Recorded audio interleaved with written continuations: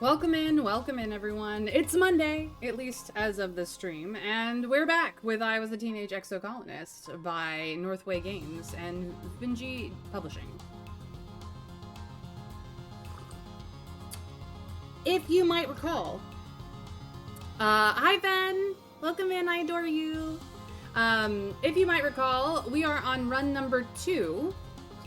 So we kind of know what's already going on, but we are discovering new things with a new build. So let's go remember what we're doing. Plague, no! You just got over being sick. How are you sick again? No!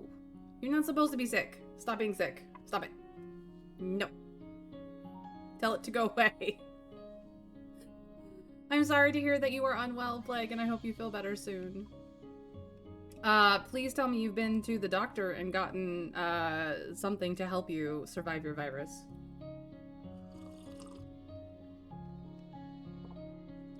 And make sure that if you go out in public, mask. Pretty please. Alright, okay. This is the stats. We're mostly a physical, tough, all. We've got some personality going on here with our social skills, and we have a little bit of, brains. Just a little bit. On the side. Just a few brains on the side. We are mostly a very heavy red card build, but we've got a bit of yellow cards, obviously, and, I want to make these blue cards wild at some point, because I have, a few of them, and this is a build that would do well with them being wild. My gear as of right now is just pets. I have other things, but it's mostly just pets. And I'm high on mushwood logs, but low on basically everything else, including medicinal roots. Not that it looks like I am low on them, but I am. We were working our way toward empathy and creativity for a little while. We do need to get on the persuasion train at some point. I might go for some organizing, not gonna lie. But I think we've cleared out all of these areas. Yeah, no collectibles, just events are remaining. Oh, collectibles have not been gotten on the survey plane, so we might do that after we've talked to everybody, because clearly Dis has something to say. And he's our bestie, so we need to talk to him. Can we go to the valley yet? Yeah, we can go. It is the first season of pollen. I don't know if we can do anything about collecting samples yet. I think we have to talk. I think we might have to proc Tangent to being more our friend. But in any case, I'm gonna start with Dis. Yeah, we need food. We may be doing events. We're low enough on the stress that we can do that. So let's find out what's going on. You and Dis are sitting on the tailgate of one of the expedition's vehicles, shelling bobber seeds with your teeth and spitting the hard bits on the ground. Now and then, one of you points out something funny a passing surveyor does, or spots something under the mush trees. This is the easiest way to talk to Dis, by not talking at all. Dis has always been like this. Being isolated from the other kids has made him thoughtful. Out of everyone, you think Dis might understand about Sim, and be able to keep the secret. Do you tell him? Do we tell our bestie about Sim? We're not quite maxed out with him.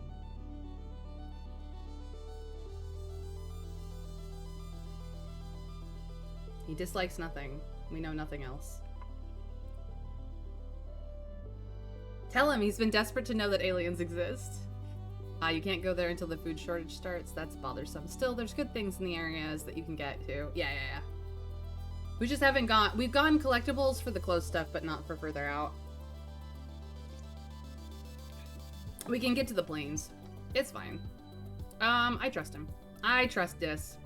Of course I trust him.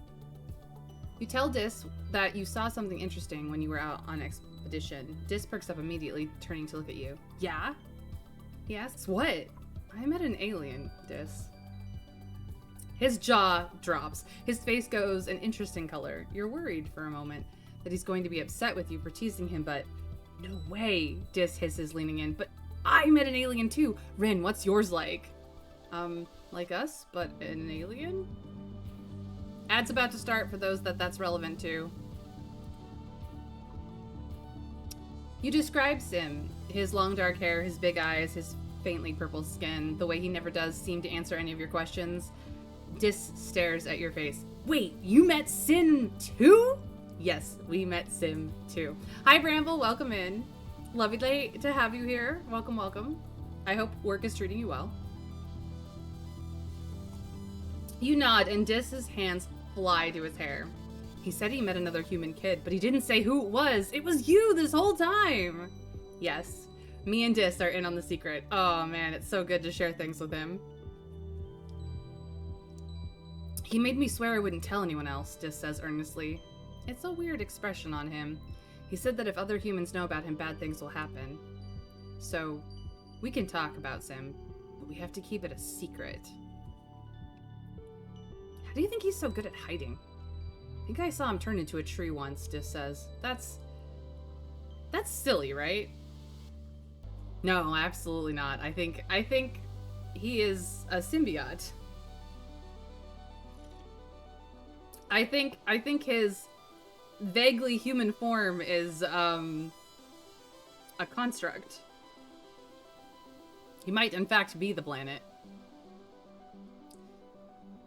So great to be able to relieve one's self of secrets. Secrets are rough. Oh yeah, secrets can be rough. Although this one's a sexy secret, I'm not gonna lie.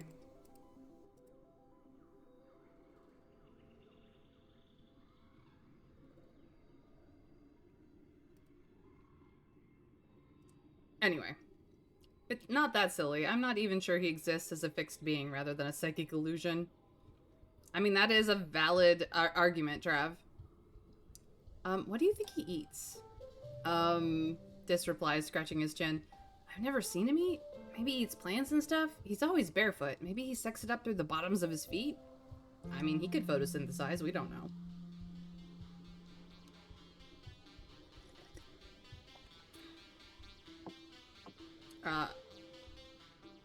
Will the grown-ups think? I don't know if I want to ask this question, because they will do stupid things like try to hunt him down.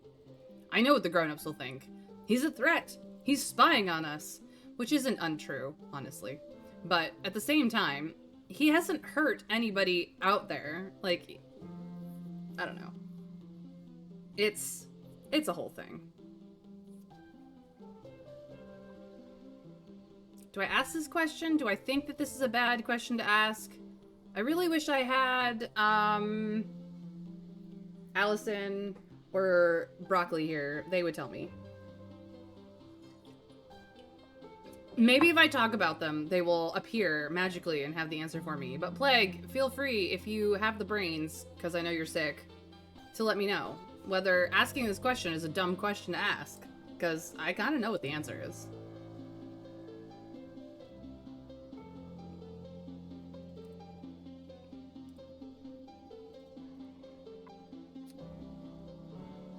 It's an okay question? Okay.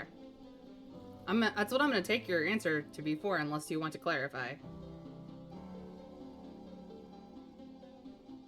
Because the grown-ups are awful.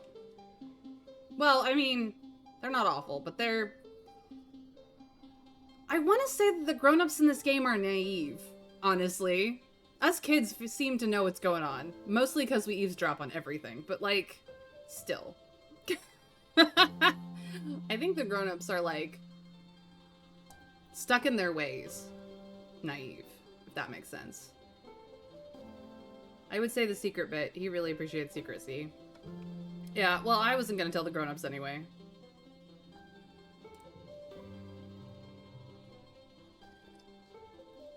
Dis nods, looking serious. Good.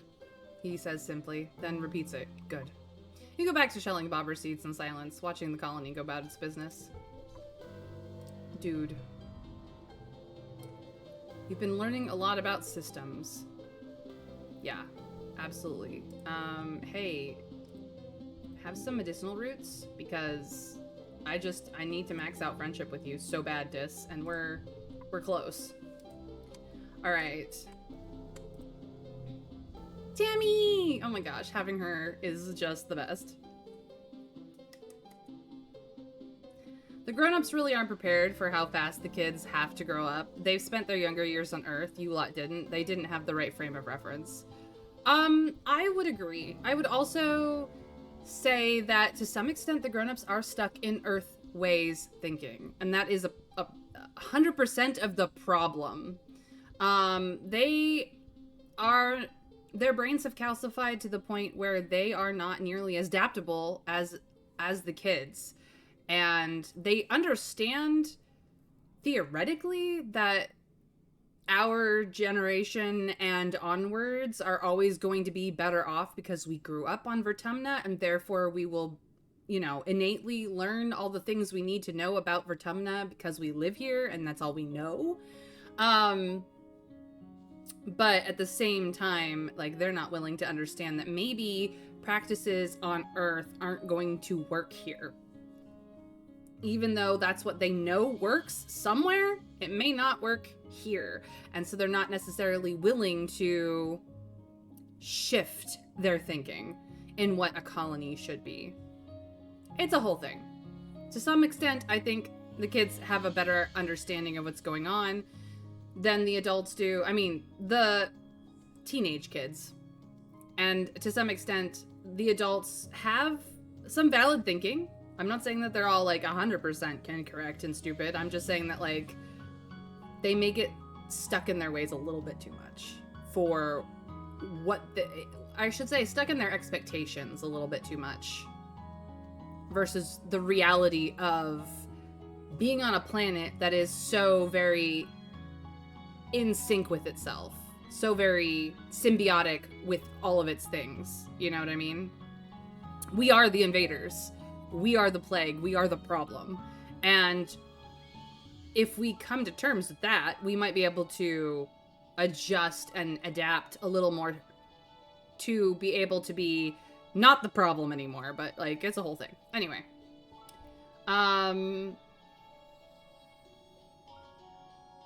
Yes, she is, sweeping the lounge, and it is always nice to see her, too. We've read that one before. Hey, Rin! Get in, we're going planting. Sure, Cal. Maybe some other time, though. I got things to do. Stick! Uh-oh, I got things to do with Mom and Dad. Let me talk to everybody else first, Mom, and then I will be right with you. Oh my god, she's so bored. And she doesn't have a boyfriend, which is worse. I'm sorry, Mars. I'm sorry that you're bored. I would love to tell you about my day, but I don't have the persuasion. Tange. Yes. Relationships are a lot like breaking chemical bonds. Breaking relationships are very much like that. You are not incorrect.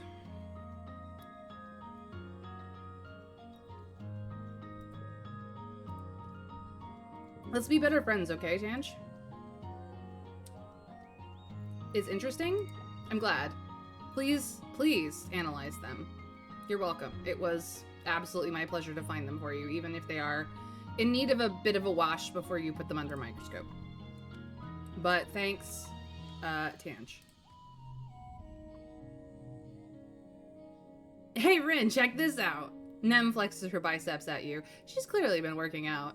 I'm gonna destroy the competition at Vertumnilia this year. It's my year. Good luck with that. It's probably my year, actually. I would love to train again with you, but I don't have the toughness for it. Someday. Okay. Well, that's everybody. Now I gotta go have conversations with Mom and Dad. Hi, Mom. What's up? Uh-oh. Your mom and dad are taking a midday break in the shade of a trellis and wave you over as you approach. Rin, come here, your dad says, pulling up a crate with his foot and patting the top invitingly. Come spend some time with your old mom and pop. How's your day been? Extrasolarly spectacular. It's been the best day ever. Really, I am the closest I've ever been with the twins, and it's the best day ever.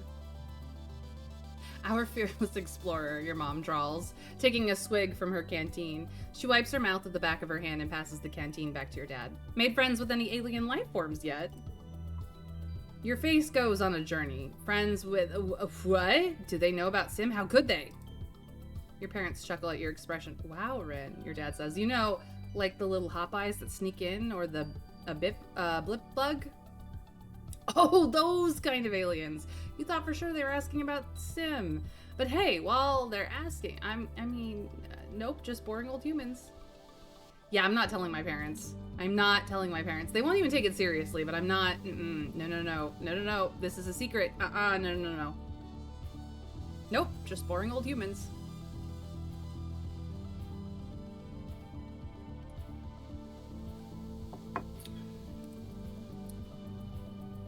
Your mom and dad nod and go back to their conversation. You sit with them a while and share the canteen. It's iced blep tea. You're not supposed to drink it because it makes you feel kind of buzzy, but it makes the rest of the afternoon fly by. Yeah, it's like a caffeine high. It's an energy drink. Mom, I love you. Oh. Yeah. Things aren't looking good. Things aren't looking good for our food supply. It's not good, you guys. Uh-oh. You can hear your dad sneeze all the way from engineering. It's explosive, like he's trying to scare away predators. He's wiping his nose as you approach, on a handkerchief blotted with shimmering pink. Lately, he's also surrounded by a fine dusting of pink pollen that clings to him wherever he goes. You keep brushing the glitter off of things in your quarters. He gives you a hug, then brushes pollen off your shoulder, laughing self-consciously. You haven't heard him laugh much lately.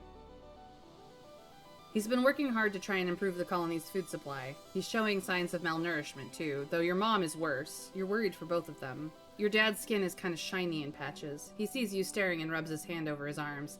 Sparkling dust poofs off him in little clouds, scintillating in the light. Huh, yeah, that's a new symptom, he says. Seems harmless, though. You should see Engineer Instance, Dad. Your dad waves you off. I will, he says placatingly. She's as busy as we are these days, though. There's no sense bothering her. He flexes. He's pretty strong, though he's got nothing on your mom. I'm doing fine, really. Your dad sniffles. Gosh, I feel like somebody stuffed a whole Watato pod up my nose, he says. Like I could just poke a stick up there and pop! Fresh Watato tooth. Ah, Dad, gross. He just grins. What? It's true. You follow his gaze out to the fields and to the lands outside the gate. I wonder if the foragers could use an extra hand? Yeah, maybe I'll join them out there tomorrow. Neither of your parents are taking proper care of themselves. They're so stressed out from the poor harvest and low food supplies. They try not to let you see it, but you can tell. Maybe your dad is right. A little seasonal illness is nothing compared to the danger of running out of food. Dad. You're not gonna get used to it someday. Dad, I gotta save you. Tange, you're working on that cure, right? Please? Gosh, dang it. Do I have to go to biology class? What? What do I gotta do?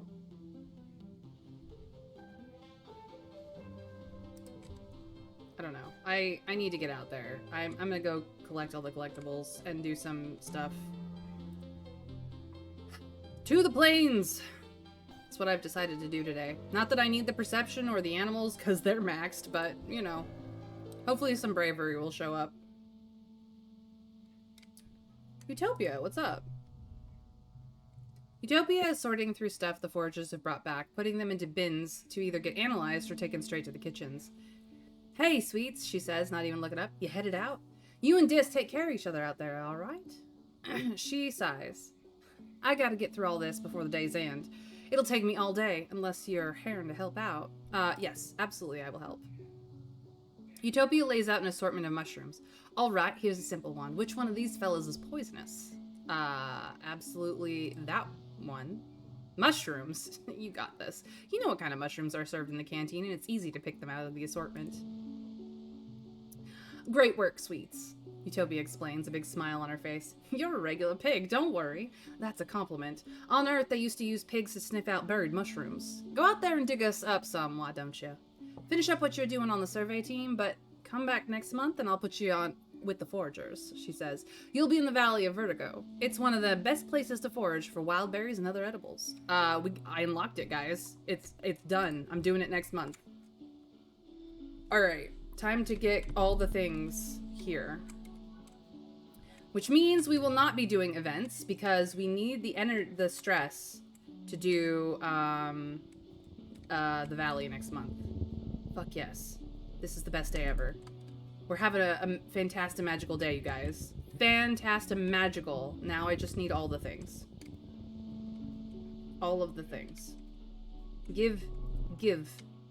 I will probably do, like, the boss one, but I need all of the forageables. Forageables. Oh, hey. Hey.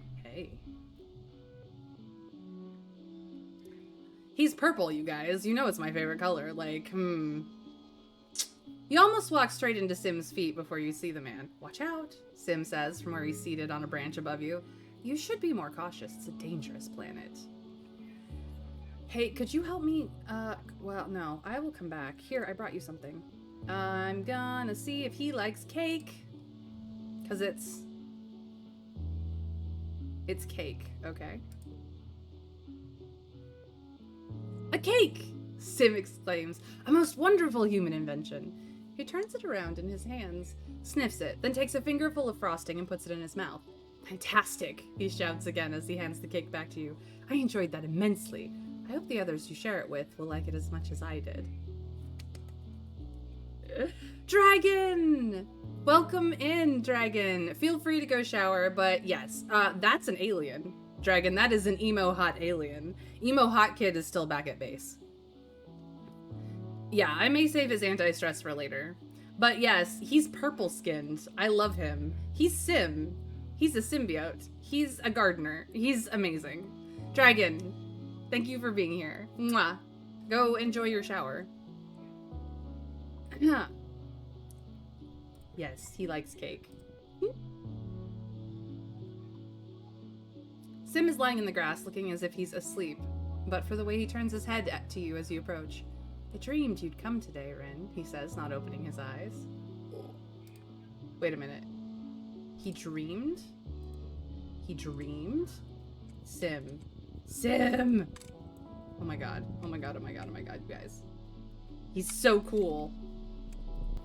Yes, I will be talking to Dis. It's just I needed to go pick up that crystal. Dis and you are surveying together, though he's mostly just throwing rocks at things and seeing what happens. Ugh, this is so boring, he complains. We've seen everything here already. The other surveyors are going to cool places like the subaqueous swamps, places that are actually dangerous. The Valley of Vertigo is cool. Yeah, I've been there. It's neat, but Utopia sends people there to forage, and I just want more adventure than picking berries, you know?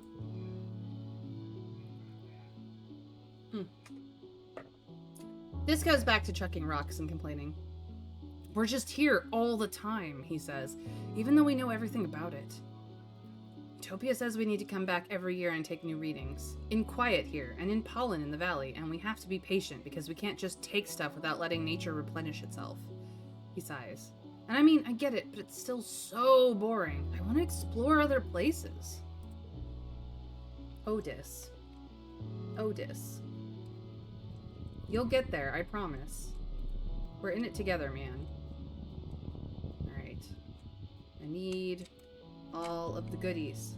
Give me all of the goodies. I have so many sticks for a goodest boy. So many sticks. You don't even understand. We're gonna be such besties with Rex this time. All of the sticks. More sticks, tra-la-la-la-la. More sticks, and the flower too.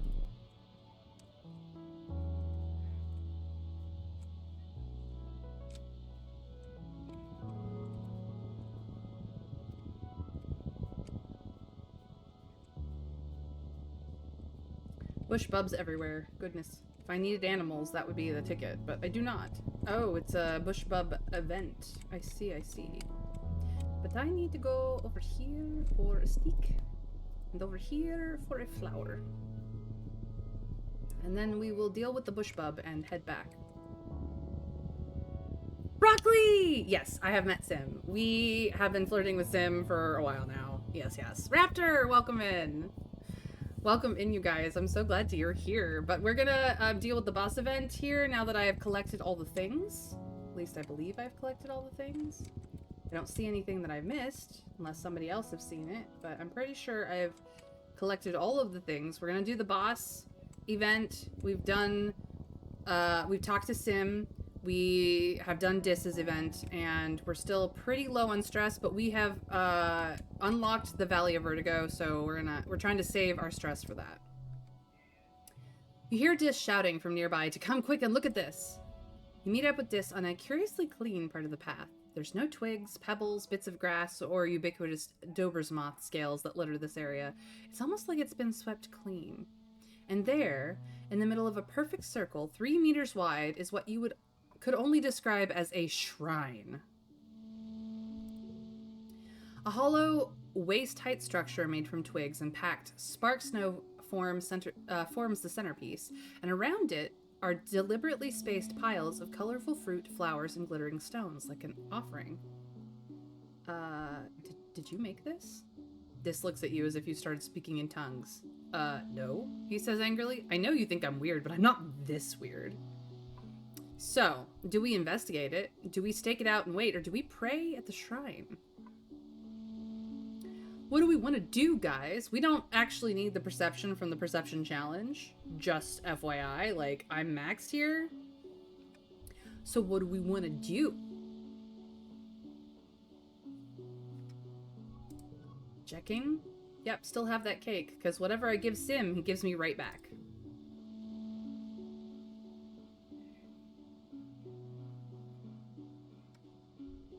Chat, help me make a decision. I know that I don't usually make you help me, but I'm asking you today.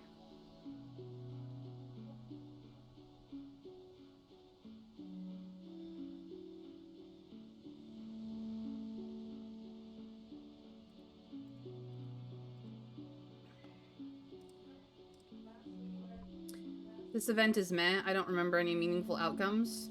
Let's do challenge anyway. I mean, we absolutely can. Consult your feeling that you could always try seeking divine guidance. Same thing, just slower. Eat the fruities.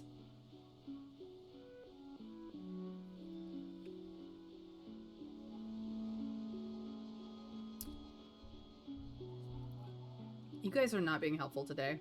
What is up with that? I mean, that's like normal in my chat. You guys, like, people who've been in my chat for a while know that they like to make me make decisions. I don't know why.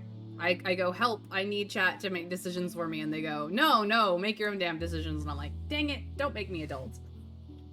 And then here we are. Every freaking time. Fine. I'll stake it out. I don't need the perception, but we'll go. 3 rounds. Alright, where do we want to start? I don't really have any cards under 3 anymore. Physical cards under 3. I mean, clearly I've got blues. Maybe we just get rid of these for a first opener. 13 isn't terrible, and then we can save all the fun stuff for later. Okay.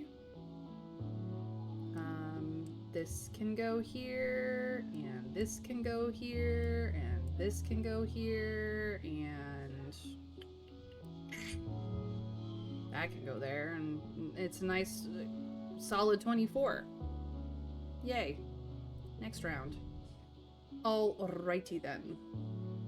Well, this is a +1, and then a +2, and then another +1, and...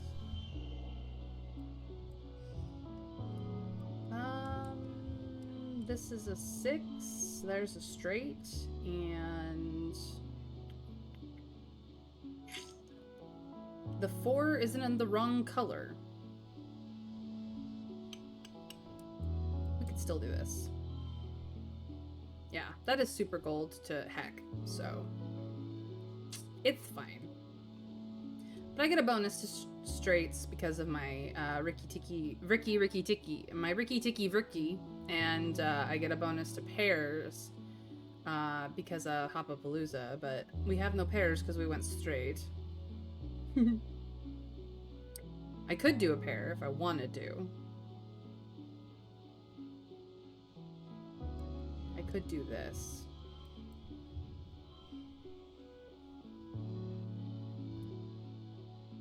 But then I don't have a straight.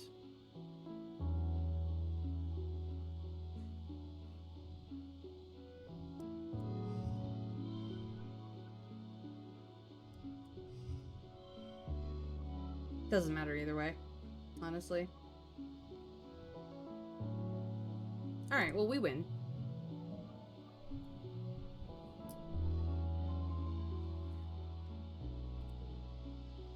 You hang out for hours, but don't discover anything except how boring this idea was. Dis takes a nap. You're almost falling asleep when something shuffles into the clearing. It's a bush bub. It crawls slowly along down the path. It stops to pick up a pop flower. It stops to pick up a stone. When it arrives at the shrine, it carefully places the flower in the pile of flowers and the stone in the pile of stones. Then it picks up the stone and repositions it. Just so. You wonder if this creature is somehow religious, or is it trying to attract a mate with this little show of decor? There's so much you don't know about the animals that live here. We're gonna go home.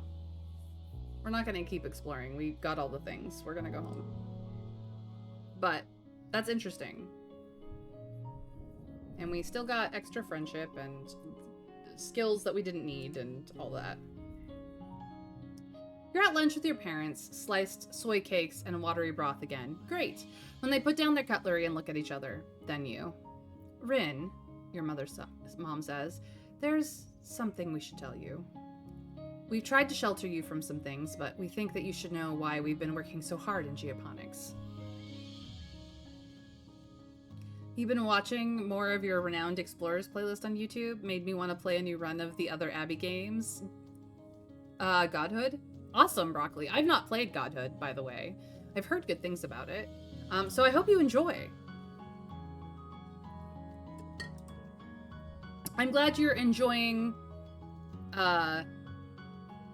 the Renowned Explorers. It is a really fun game. I highly recommend picking it up if you haven't. Get it on sale, of course, but like, pick it up at some point. It's pretty good. I have enjoyed it immensely, both on my own and obviously on stream. There's a meeting after lunch and I want you to come with us. I already know about the food. Your parents exchange surprised looks. What? You do? Your mom asks. How? You scramble to explain that they haven't exactly been subtle. The announcement at Vertimiglia, plus how stressed they've been, you can put the pieces together. No, you didn't live it in a dream of a past life. No, that couldn't be it at all. No, not at all. It's more min-maxing and less narrative.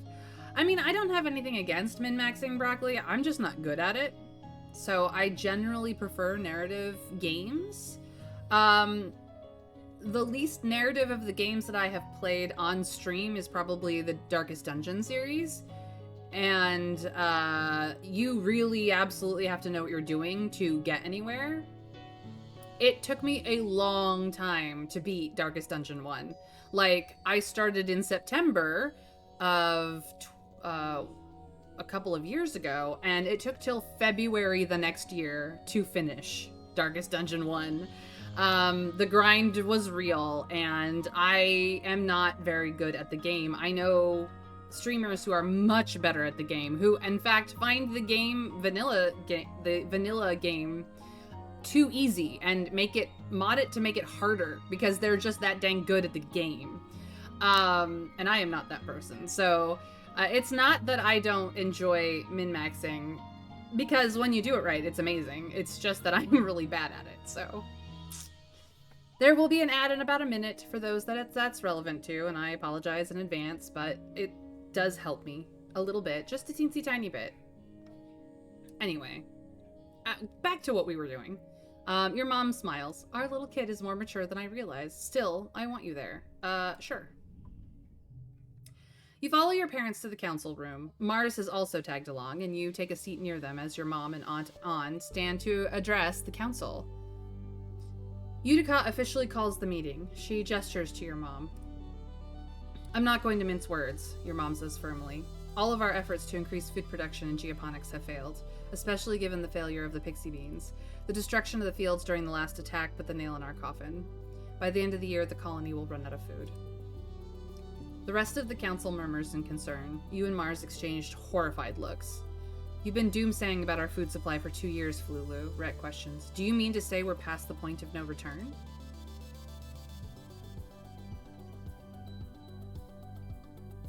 Quick, to the valley! Forage for victory! I'm on it, Trav. I'm on it, I promise. I have to get through this meeting first. Your mother nods grimly. I'm afraid so. Even with rationing, without securing a Vertumnan food source, our supplies will run out by wet season. She gestures to Anne, whose face is grave. Anne and I have gone over the supplies and come up with food plans. We've crunched the numbers. Your mom sighs and spreads her hands. I'm sorry. Geoponics should have been producing better by now. We should have been able to wean ourselves off soy rations. During wormhole transit, when we lost our hydroponics in the hull breach, she sighs again. I know I've said it so many times, but our crops just don't grow here. We needed those algae tanks. We needed the microbial soil from Earth. It's not Mom's fault. Look, I understand that this gives me loyalty over rebellion, but, like, I'm loyal to my mom, damn it.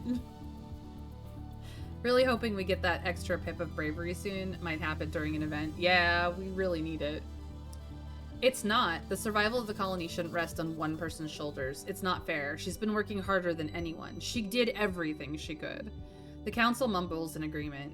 You decide they probably never really blamed her or your dad. The only holdout is Mars, who crosses her arms and grumbles that it's clearly a problem with leadership.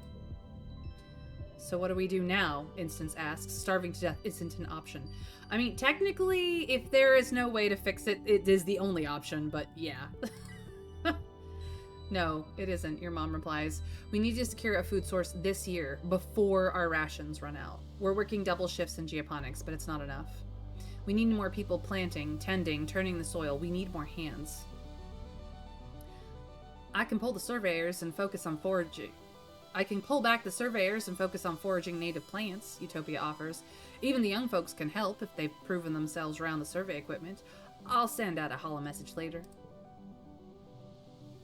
This has been the burden of geoponics for too long, Udicott says. It's time we all step up for our future. The council nods in agreement. Your stomach rumbles ominously.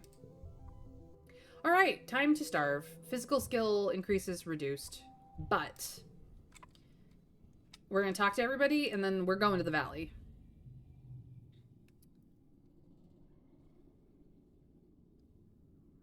Yep, the wilderness is real. We have read this one. I would dare you, but I don't have the thing. Tammy! Hello, Rin! Tammy bounds over to you. I have a present for you! She presents you with a gift. It's wrapped in homemade wrapping paper, scribbled with hearts and flowers. Open it, she says, bouncing on her toes.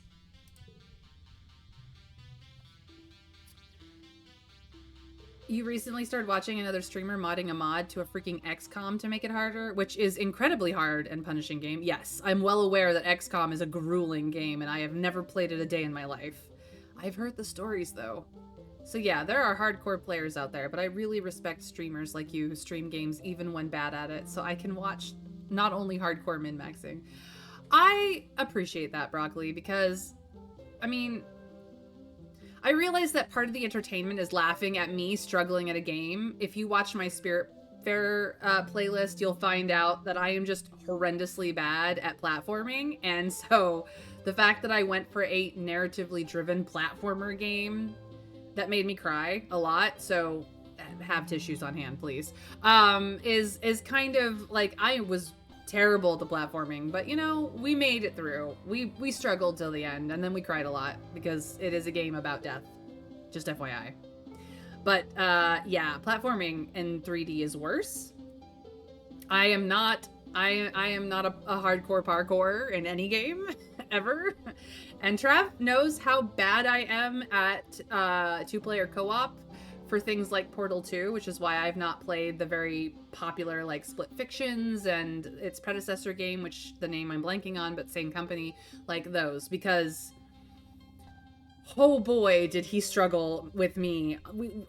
This was before I was streaming, that I played Portal 2 with him, the co-op section with him, and oh boy, was he like, oh my god, why are you just so bad at timing? Because I am so bad at it. I just do not, my brain, it does not. So, yeah, I'm never gonna be someone who does bullet hells and first-person shooters because I don't have the, you know, Twitch reaction speed and the ability to, like, pixel-perfect time jumps in any medium, side-scrolling, 3D or otherwise. Like, that is just not my skill set. But narrative games, where I can be emotionally invested and get real excited and, you know, cry on stream for you guys, sure, yes, absolutely, let's go. Even if I'm bad at it. Especially if I'm bad at it. Because then you can just laugh at me, and that's fine too. Please do. Pretty please. My ego can take it, I promise. It is very humble. You should probably play Outer Wilds. I don't know. I don't know about that, Plague. I do have a game lined up for after I finish with I Was a Teenage Exocolonist that is much more adults. we're going from teens to adults in the next one. It's gonna be good. Anyway, you open the gift and pull out a handmade stuffed animal. Its lumpy, unlovable face gazes up at you, a prisoner of its own misshapen body. You're not entirely certain what kind of animal it is. His name is Minky, Tammy says proudly. I'm making them for all the kids I babysit. You told me once that your favorite toys are stuffed animals, so I thought you might like one. Give it a hug when you're feeling scared. Oh my god. Oh my god. She made us. She made us a gift, you guys. Tammy. Tam. Sweetheart. Girly, I love you. I mean, your candy floss hair is, like, terrible, but I love you. Of course I'm going to accept, Winner. I had to gush. You thank Tammy for her gift, and she clasps her hand in front of her heart. I'm glad you like it, Rin. I worked really hard on it. Oh my god. Tammy! You're not hearing things. Somebody is looking for you, I'm sure. You need a flower, like, immediately. She loves flowers. Absolutely, Tammy. Let us be the bestest of friends. You're so lovely. Cal!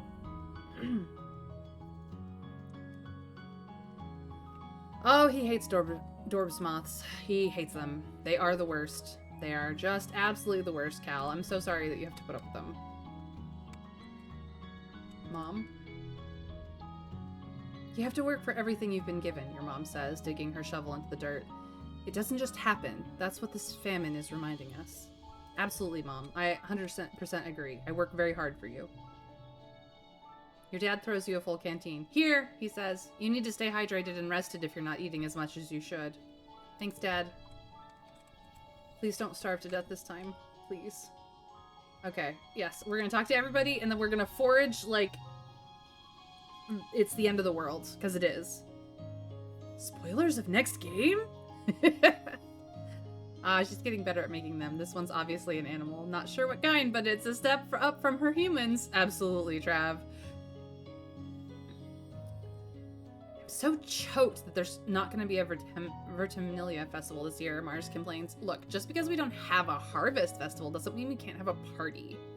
She sighs and twirls her hair around her finger. Look, it's literally the only culture we have on this stupid rock. Can we at least pretend things are okay?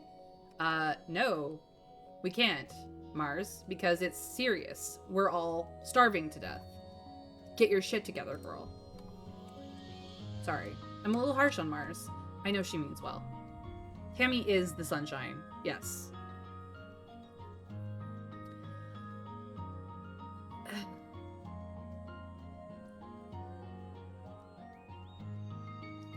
Yep, you're not wrong, Tanj. We've heard this rant before. She hates everything, wants to be a space station baby. I get it, but, like, sure. Nem grabs you by the shoulders. Rin, you gotta help me, she says urgently. Mom keeps talking about how we're all gonna have to start having babies, and she gets this look about her. I don't want to have any scungy babies. Nem shudders with her whole body.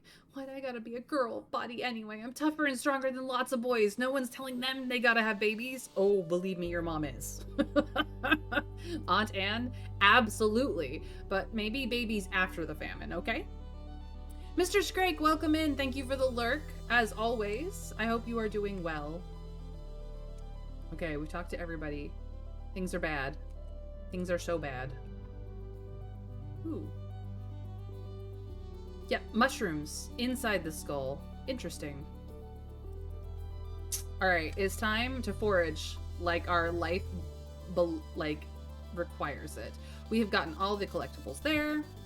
We've gotten all the collectibles there. It is time to forage in the valley. We'll get some biology, which will be great. We don't really need the perception, but we'll get the biology, so that'll be great. She's trying to girl boss out of the famine. Yeah, she really is trying to girl boss out of the famine, and it's just not working. I needed blue bobber fruit, so that works out for me. Hey, Utopia. Utopia greets you warmly as you muster for your first expedition with the foraging team. Rin, I'm glad you can make it. We need everyone we can to get out there right now, boosting our food supplies. Look, I am ready to sniff out those tasties. Good luck hunting out there, she says, handing you an oversized backpack, more like a basket than a pack. Use your holopalm to identify edible and medicinal plants and just throw them in here. I'll sort them back at base camp. Oh, and keep on the lookout for creatures. It's pretty peaceful out here in the valley, but even a little bug will get you if you're not careful. Go slow, pay attention to your surroundings. If you're unsure about something, don't approach it. Stay on the path and don't get lost. We don't call it the Valley of Vertigo for nothing. A hydrate! Thank you, Plague. I will be skipping 0 events in this area, Broccoli. Thank you, though. Any questions? Will Dis be with me this time? Utopia looks like she's trying not to smile. Nah, Dis is good at finding new things, just not so much the same things over and over. You'll be okay, though, she continues. You won't be alone out there, and you're doing important work. You're about to leave when Utopia snaps her fingers. Hold up, Rin. We're also investigating some species we might domesticate. Those we'll want to tag and capture. Ideally, we're looking for herbivorous creatures that already live in herds and either produce something edible or reproduce quick enough we can slaughter them for meat. If you see anything that fits the bill, tag them and bring them back. Okay, Utopia. Yes, I could have flirted with her. No, I am not on a flirt with Utopia run. Our dad is dying of the shimmer. Our mom and dad are starving to death. I need quite literally everything I can get my hands on. I am gonna spend all the things and get all the stuff. A line of termite-like insects crosses the path here. Curious, you follow them to their destination. A massive sponge-like hive of crawling bugs writhing with life. The bugs are tending to larvae nested in the holes of the sponge, feeding on the rich royal jelly that oozes from the hive. You step in for a closer look and hear a warning hiss from above. Atop the hive is a queen, whatever it is. Wait, no. She is the hive. Wait, this is a squeeger hive. Her abdomen has swollen and lodged in the ground here, rendering her immobile, but not defenseless. The hive queen groans and growls at you, and the air prickles with the burning flavor of acid. She must have some sort of defensive acid spray. That jelly looks pretty edible, though. No, we're harvesting some of that shit. Let's go. You won't be alone out there. How do you know about Sim? Sorry, what? I just meant that there'd be others out there foraging too? What's Sim? Nothing. Gotta go. Yeah, it's something like that. Okay, crawling is a problem. Let's see here. We can do a 6, a 5, which becomes a 6, and then 7, 6, 5. 7, 6, 5. Double sixes. I see. I mean, this actually isn't bad. 26? Yeah, no, I'll take it.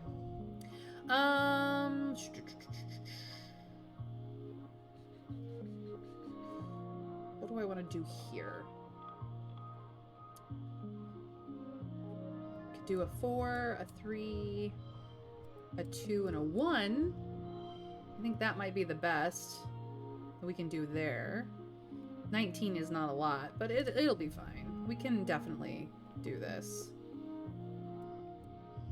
Pair of 6s, a 5, a 4, and a 3. And that should just get us to goal, which is fabulous. We got a extra bonus from pairs. On top of our hop eye, we did get a nice straight 4 and a flush 5, and that's as good as it's gonna get. Yeah. That's a win. Plague! What did I tell you last week? Welcome to the leaderboard for the bits. Crazy, crazy man.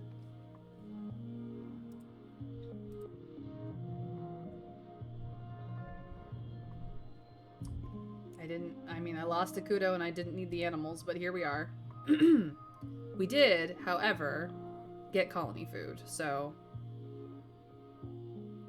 And a big card.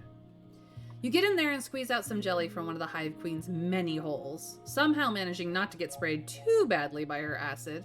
Some lands on your arm and the back of your hand and sizzles briefly, but you keep your calm long enough to escape with your bounty. Yes. And then the stress hits. Frickin' stress. Alright. Looking for collectibles, seeing nothing. You come across a cluster of mushrooms. Are they edible? There's only one way to find out. Well, there are a few ways if you're not a coward. We're just gonna identify it because the biology will be useful, so. Colony food acquired. It's a start. Yep. We're getting there. I'm not using this card. Cannot make me. 5, 4. Actually, let's just do all 4s. Let's just do all 4s. Yeah. Good start. Good start.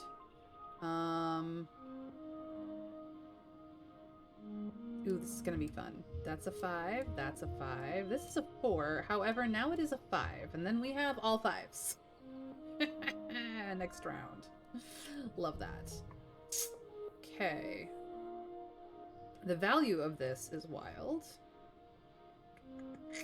We can do a run of 2s. Here's a 2. Here's a 2. Here's a 2. This is now a 2. We now have a lot of 2s, so we have super gold this, which means we'll get extra biology out of it. So yeah, that was easy, and I didn't have to use either of these, which is fabulous. Love it.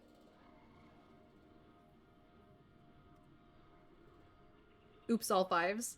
No, wrong game. It's Oops, all 6s from Balatro.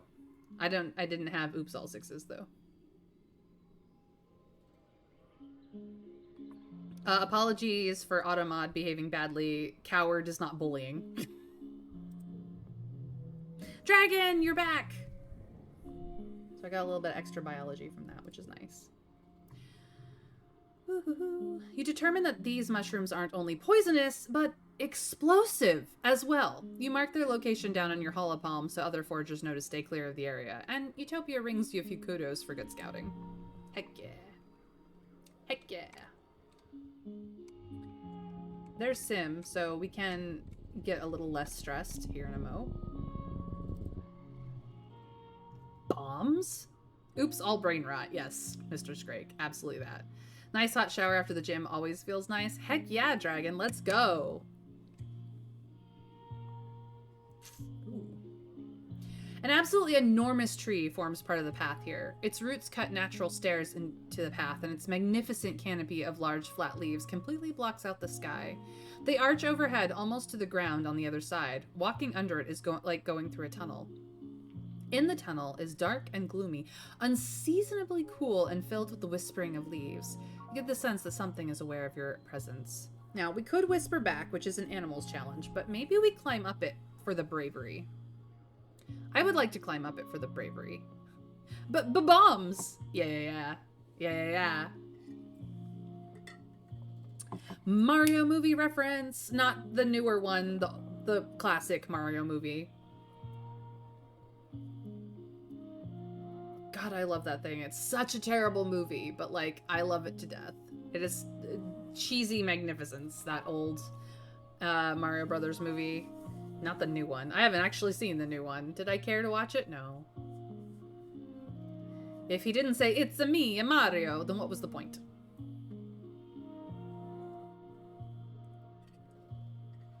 And also, to be fair, Luigi is my favorite character. It's a me, a Luigi. God, I love that man.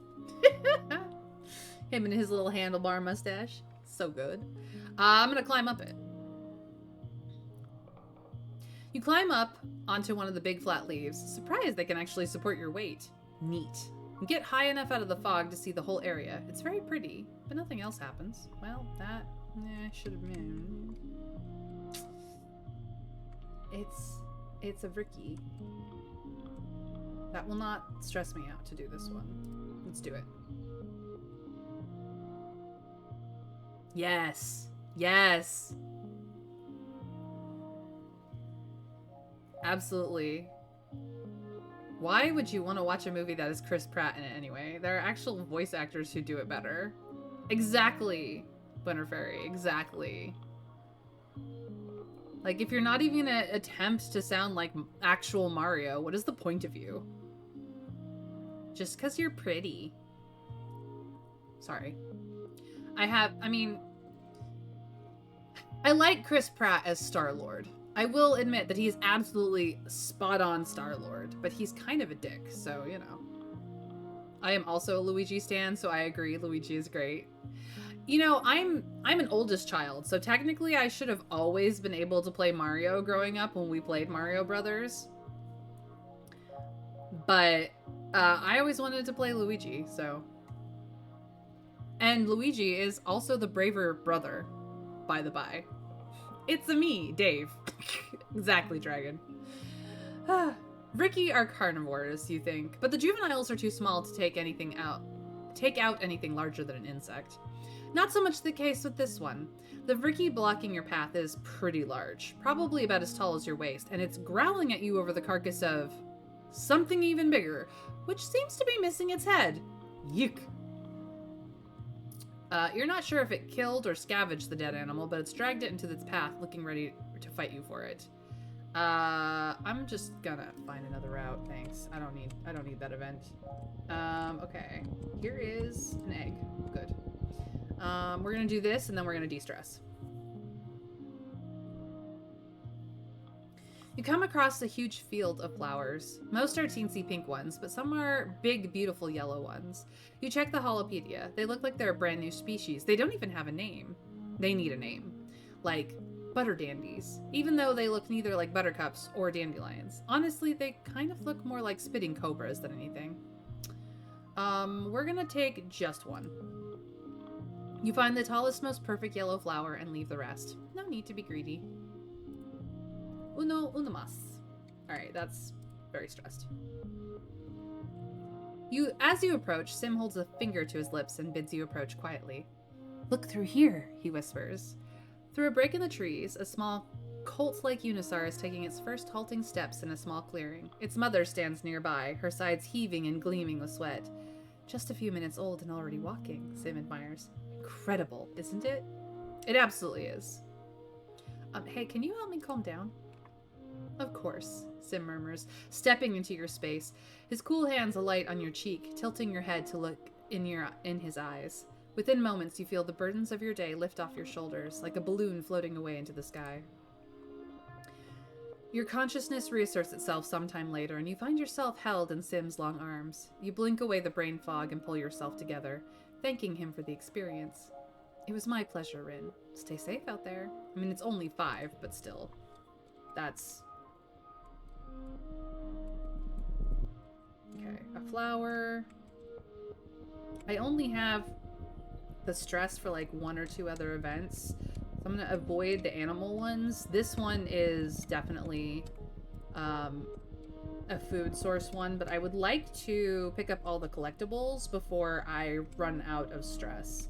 That's a boss event, so we'll have to consider that one as well. But like, please let me just pick up all the things before I miss the opportunity to do so.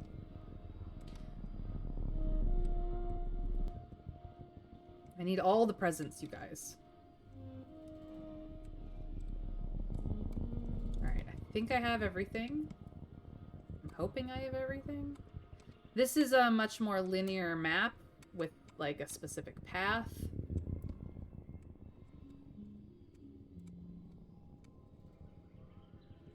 And then it kind of loops around. I'm just double checking. Double checking. Oh, there's another boss event. And some flowers. Okay. Cool, cool, cool. Interesting that there are two. Alright, let's go back this way. We went up there. Let's do this event. There might be several boss events, so keep your eye. There's two! I found two, so here we go. Yeah, I didn't get any bravery for that, which was sad. Thank you for the lurk, Dragon. Also, Luigi has so much personality in his games. His expressions and voice acting in Luigi's Mansion 2 and 3 are iconic, yeah. I didn't actually play those games, any of the Luigi Mansions, but they are, like, Luigi is so much more iconic than Mario at this point. I don't even know why they bother with Mario anymore. You find a trippet. A large, tasty, plant? Kind of? You've heard it's sort of like an animal, too. Like a lot of creatures on Vertumna, it kind of defies classification. Whatever it is huge. It's practically taller than you are. We're gonna harvest. You start breaking off the freshest and youngest looking shoots. The plant shudders. We're gonna keep harvesting. It keeps shuddering. You hear a low, long whistle and realize it's coming from the trippet's holes, like a very quiet bagpipe slowly contracting. We need the food. It's a large enough trippet that you're able to completely fill your basket before even touching the tender innermost meat. The trippet is looking kind of bare, but you're sure it will grow more stalks. You make note on your map of where it is, but oddly, you never find it again. Yeah, those things move. Alright, I can do one boss event before I'm out. Maybe two. 85. They're like 12 each. We'll see if I can get both. They might kick me back. We'll see. You might almost have missed this place, but for some reason you feel compelled to stop and look around. There is something weird about this place. About the springy, spongy dirt. You have the faintest memory of eating the ground? That can't be right. That's right, the ground is edible.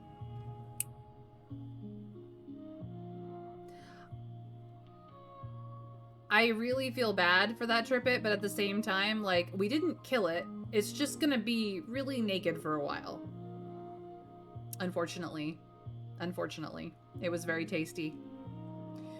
You kneel down and feel the spongy texture beneath your feet. You pull out a chunk and brush some dirt off the dirt. Wait, what? It all comes back to you. In a dream, in another life, you recall taking a sample of this porous substance, sponge cake, and studying it in the lab. You remember discovering that it's nutritious and can be easily cultivated. In your mind's eye, you see fields of this stuff and more drying out in the sun. The kitchens could take it and grind it into flour. Yes. You dig a chunk up to bring back with you later. Later, you'll take it straight to geoponics and plant it in a back field. No need to ask anyone. You already know it's perfectly safe. By the time the other farmers notice it, they'll have a healthy crop of sponge cake ready to be harvested and turn into real cake. They'll wonder where this miracle came from, but you won't tell. Okay, we have time for both. Or I should say stress for both. Let's go. Is so much easier with past memories, right? Oh yeah, broccoli. It is absolute. This game needs 2 playthroughs at a minimum. At a minimum. And there's so much more here that even I will not find on stream. So I am hoping that everyone plays this game. Honestly, it's amazing. Ad break in about a minute for those it is still relevant to, and I apologize once more for requiring ads, but I try not to be terrible about them.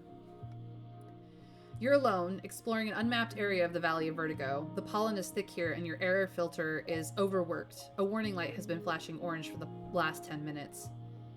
But there are plants here that you've never seen before. Flowers with intense rainbow hues and strange lumps of fungal matter which pulse as if they're breathing. You cut some samples. Utopia will totally give you extra kudos for these. The pollen is especially thick up ahead, deep fuchsia and shimmering with color. Everything here seems to kind of dance with tiny flecks of reflected light. It's kind of magical. Do we press forward or do we turn back? My gut says press forward. But chat, let me know. Let me know your thoughts. Onwards for Dad.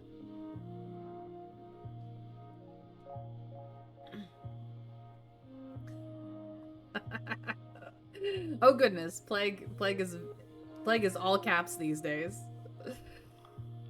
Take a deep breath, Plague. Take a deep breath. Calm down. It's okay.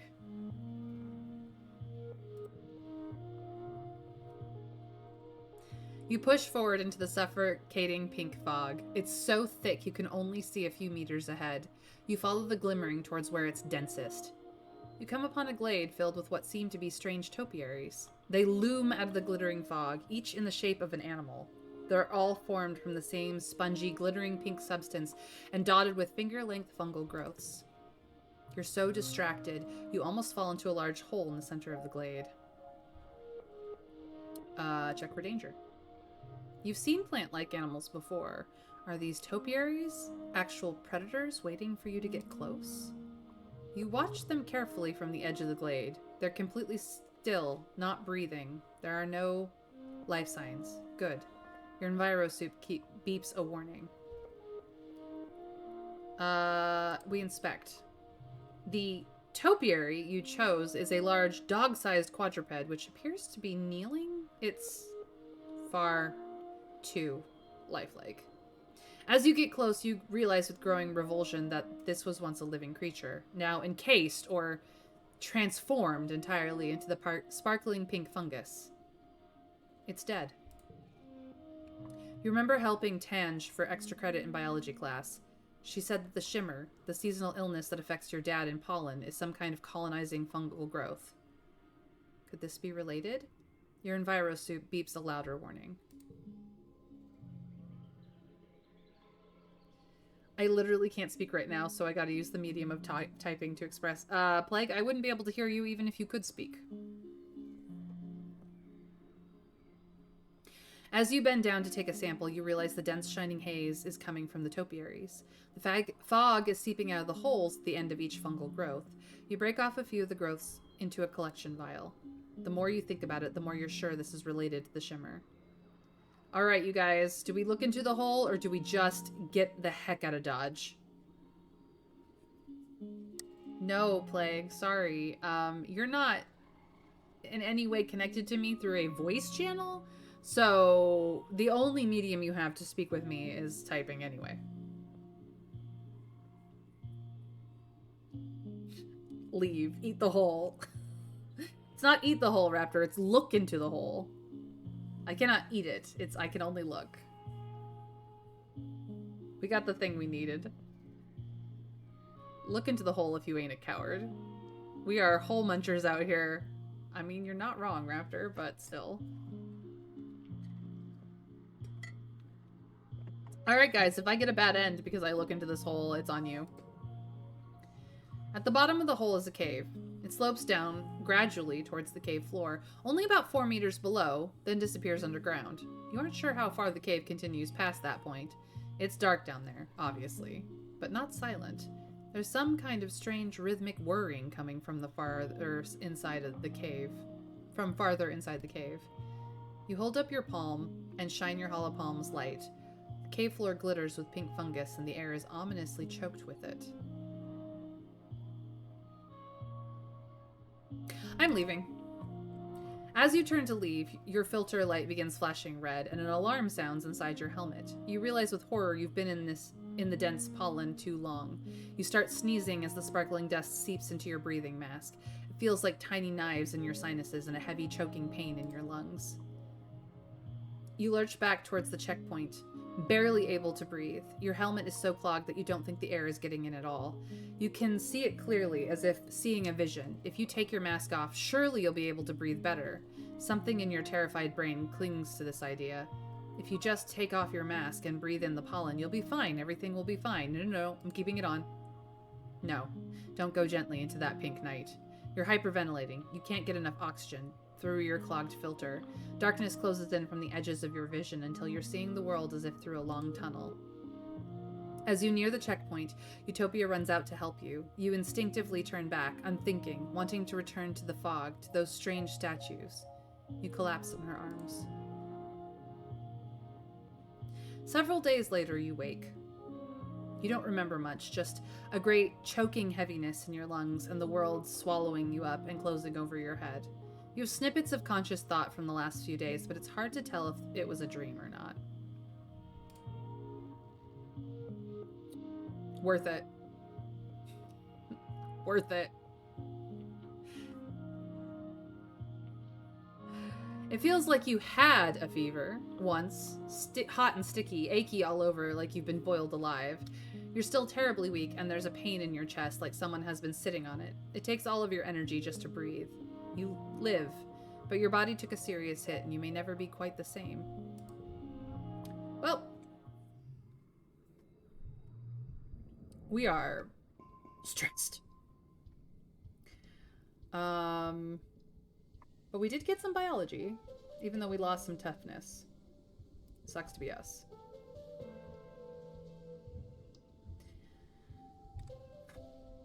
I would love to go back out there, but I do not have enough stress to handle anything but, like, one. Dis is in his drainage sewer hideout, listening to music through his earspeak. Hey, Rin, he says, gesturing to turn it off. What's going on? Not much. I'm apparently not dying from the shimmer right now. It's fine.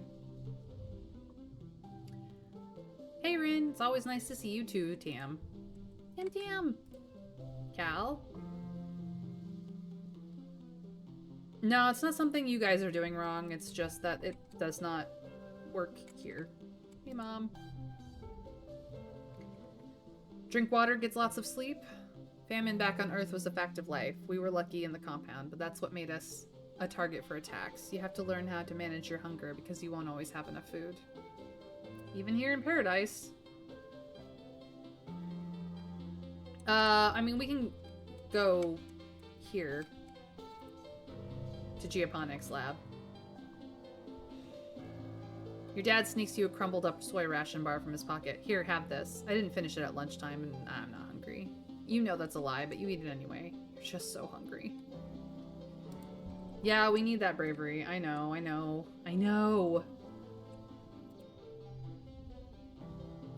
Yeah, I can't help you with your mom, Nem. It's your mom. Hange. 100% agree, Tange. 100% agree. I've read it before. Hey, Mars.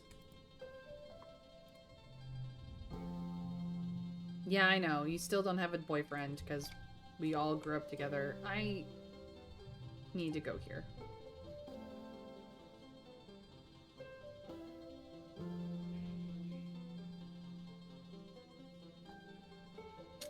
Can't buy cake. Not enough food for cake. It's fine. I still have cake. Late pollen? Is it somebody's birthday today? It's Tammy's birthday. Thank goodness I didn't forget.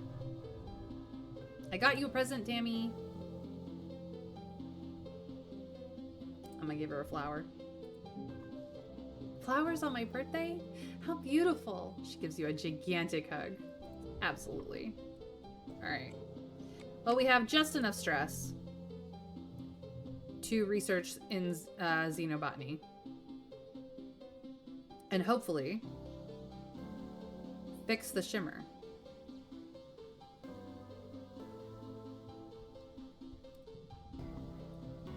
Your dad introduces you to the little lab they have set up in one of the greenhouses. It's incredible, he says, gesturing all around him. We're surrounded by alien flora, and we know practically nothing about it. What's edible, what's medicine, what can we make fibers with, or build with, or use in ways we haven't thought of yet? He beams at you. You and me, we're gonna find out, my little potato. Your dad directs you to the research bench, and here's where you'll be working. The bench is buried under samples and beakers and weird-looking alien sprouts. More than just a simple table, the analysis bench is covered with buttons and little holes you could put things into. Let's carefully find the on switch. There is no switch. Yep, you looked everywhere. Press buttons at random. You mash all the table's buttons until yo, yo, yo, kiddo. It's a congruence. The friendly ship's computer beams at you from her own holoscreen set into the bench. Of course she's here. She's the guardian of all knowledge on the colony, after all. You wonder who she got yo, yo, yo from. Your dad laughs.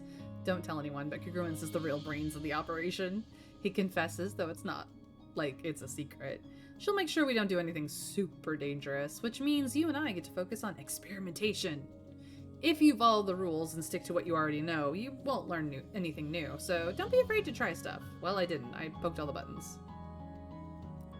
Yep. We can study this mushwood, though. Yep.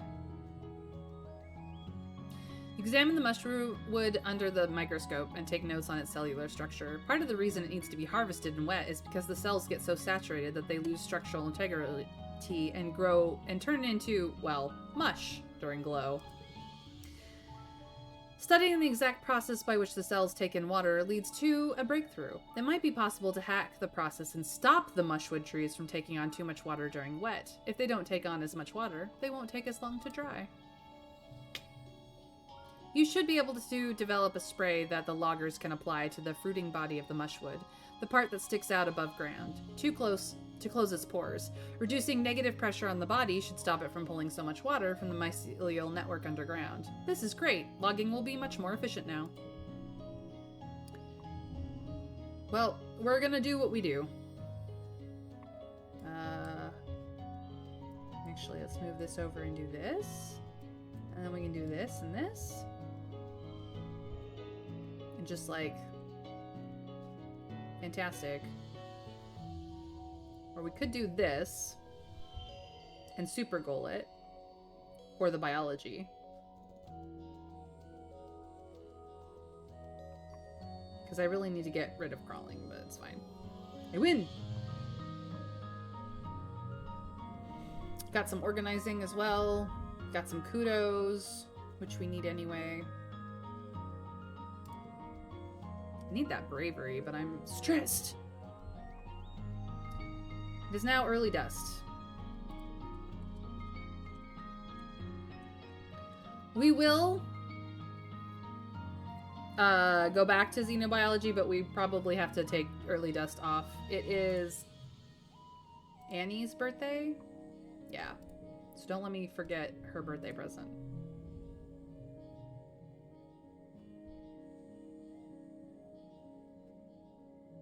You leave the front gates and see Dis talking to one of the senior surveyors. He listens intently to their instructions, and the surveyor hands him a satchel of instruments and claps him on the shoulder before walking away.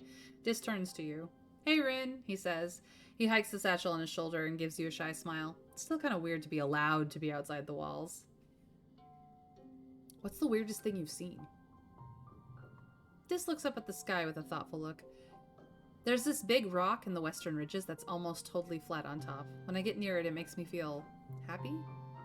He smiles. It's so strange, and it's really hard to leave. The first time I went there, I laid on top of it for so long that I almost missed the transport back. I know it's my job, but I haven't told anyone about it yet, he says. I don't know how to explain it, but it's almost like it wants to be kept a secret. It sounds kind of romantic. An isolated place that makes you feel good? Yeah. Dis blinks at you, like the thought hadn't truly crossed his mind. He frowns. I guess, he says, as if the word tastes bad in his mouth. Dis looks pretty busy, so you say goodbye and let him get back to his work. You'll have to let him keep some of his secrets. For now. Upgraded his card, though.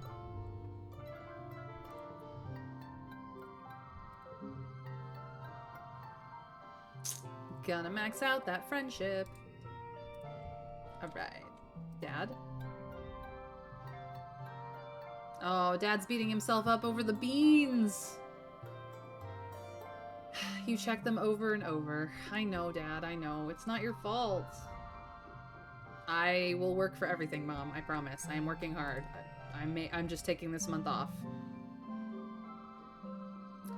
Hey, you want to hear a fun nature fact? You tell him about the time Tange bought a skunk bug for show and tell in biology, and it got scared and made the worst, most smelliest, grossest stink you have ever smelled, and everyone thought Tange had farted. Then Professor Hell had to clear out the whole room, and it took weeks to get the smell out of the beanbags, and it was so gross. But also kind of neat. How such a tiny bug can make the whole room of kids run away. Cal laughs. I remember that, Ren. Except the way I heard it, it wasn't Tange. It was you. Ah, you got me, Cal. You got me. Well, I can't help you with your mom, but it is your birthday this week, and I didn't forget, so.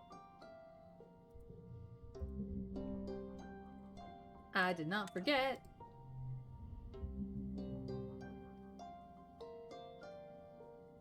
I know that you did not ask for this. Her caloric intake is higher because she has a big brain. And also because she doesn't sleep as much. And now we're in a famine. So I have this for you. Please study it.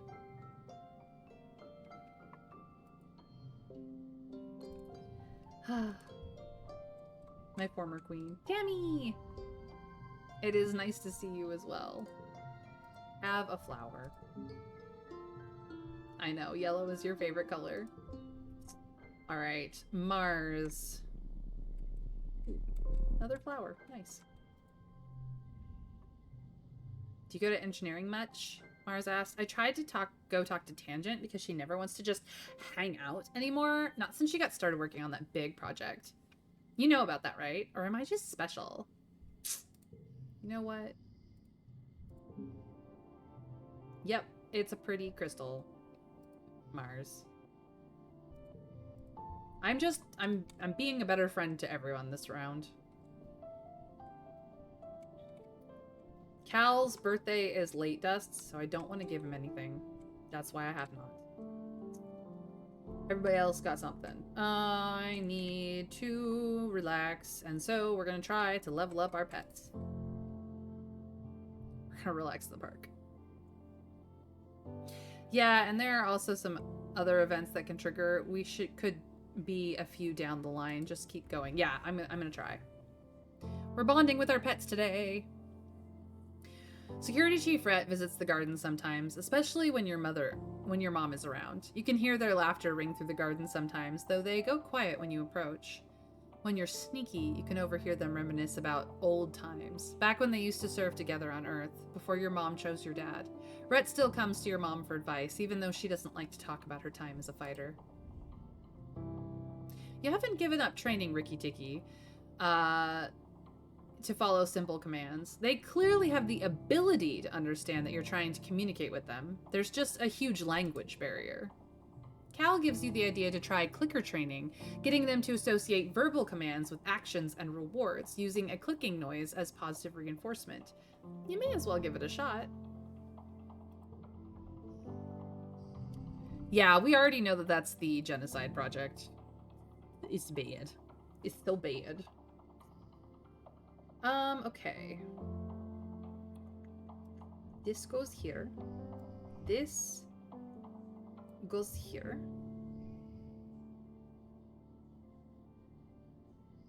This goes here. Look at that. Fabulous. Excellent opening round. Okay. 7, 6. Then this becomes a 7. Unless 5. But I don't have a 4. I can do a pair of 5s though, which is fine. I like that. I get the bonus from the Ricky. I also get the bonus from the Happy. Yeah. I'm like 1 away from goal in the second round.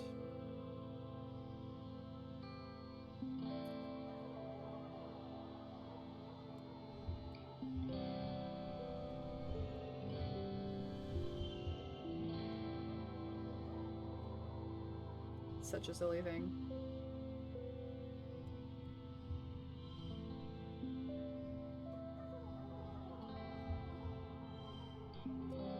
Super gold up the wazoo. Not that I need the extra animals, but here we go. It's a bit silly, but it is what it is. This becomes a pair of 3s, which is good for it. We get a flush 4 and a flush 2, and just super gold all around. Can you see how everyone... yeah. No, I read that. Please, May, pay attention to what you're doing. Dur-dur-dur.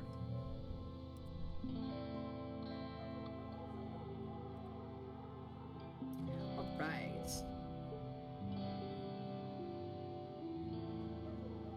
The Ricky is upgraded. Success! Use the clicking as a shared language, and the Ricky Tiki quickly begins to respond to your commands. By the end of the afternoon, you're getting pretty reliable results from both stay and follow. This is great. Ricky must be more intelligent than people give them credit for. Maybe Ricky will be the species that evolves to be codependent with humans, like dogs evolved from wolves. You've been working with Ricky Tiki for months on getting them to follow simple commands. You're getting pretty consistent results with 1 or 2 at a time, but they get bored and wander away if you try to do a longer session. You set up a small obstacle course in the garden consisting of a few ramps and balancing beams. Ricky Tiki looks at the treats in your hand expectantly. Let's go, obstacle course!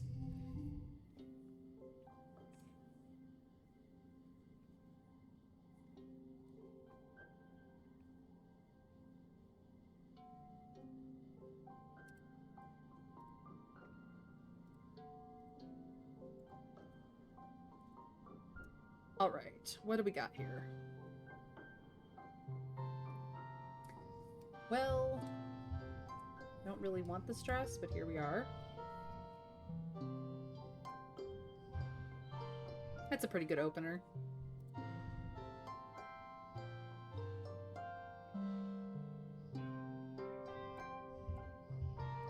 But it becomes a 5.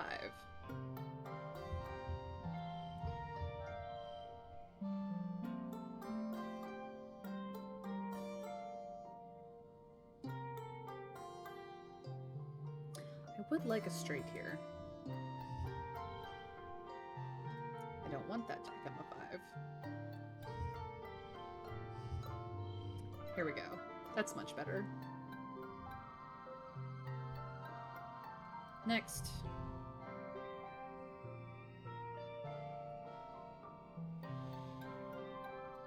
Six, 5, but it becomes a 6 because of gem cards. So pair of 6s, then a 5, and then a 4. Or we could do pairs. We're gonna do pairs. We still kind of get a straight.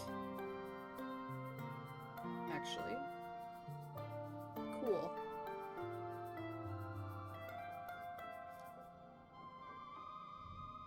Not bad. Switch the 2 and the 4. Why would I switch the 2 and the 4? The 2 says +1 to this card. This card is unchangeable.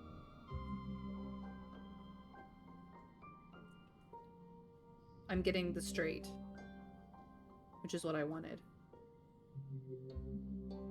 Unless you want me to do more 6s, like I can do that too. 36 or 39. Like, this is the higher score. Yeah, it's +1 to the card to the right. It's literally that. But this is an unchangeable card, so this card value cannot be modified. No matter what you do with it. You can modify its color, but you cannot modify its number. Actually, no, you can't modify its color either.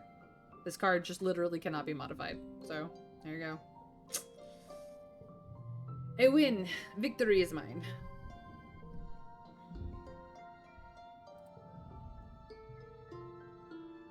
So we have now upgraded Ricky to number 3 as well.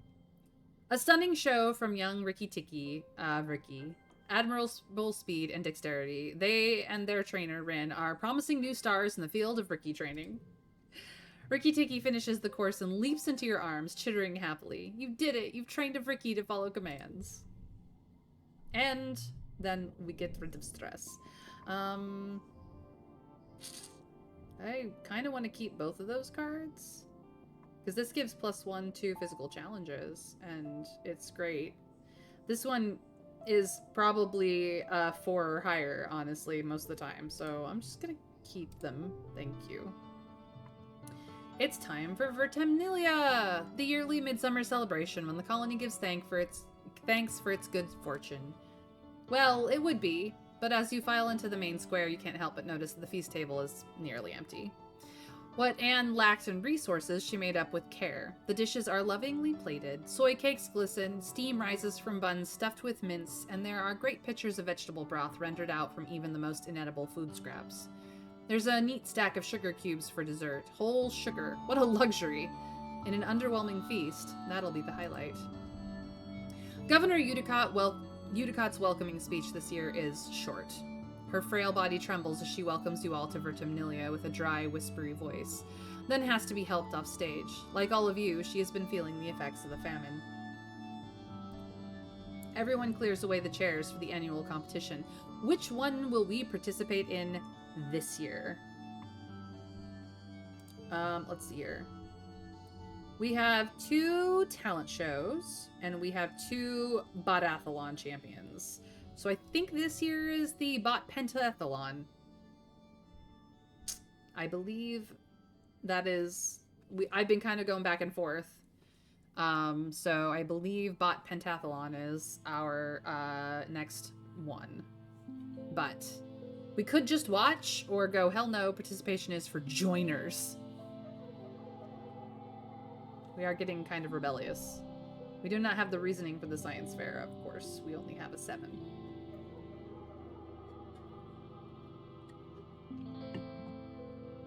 For the best, otherwise we just watch Dis potentially get humiliated. His first year was awesome, and then it went bad. It did indeed. Alright. We're up against these 3. Com adds something new every year, but no one's really at their best given the rationing. Running around sweating in the hot sun seems like a luxury nobody can afford, even you energetic kids. The spectators listlessly wave fans as Com announces that this year's edition will be thumb wrestling. Last 30 seconds against Com or get a time penalty. Nem's face falls. No fair, she exclaims. Com's the shipwide thumb wrestling champion. He talks about it all the time. He's the worst. Com just shrugs and blows his whistle for you to get into position. Well, let's dethrone demands. Shall we? We're gonna get rid of some low cards for round 1. Yeah, this is much better.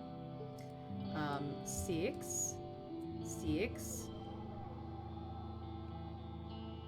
I wonder if... Yeah.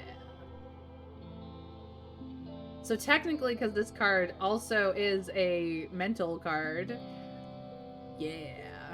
38? Yeah, we're gonna knock this shit out of the park. Welcome back, Plague. I hope that you are continuing to survive. Okay. Well, we can do a 6, 5, 4. But this stops being a straight as soon as we put either of these cards down. So it's going to be a pair of 4s and then a 3. In fact, we could do this for a double flush situation.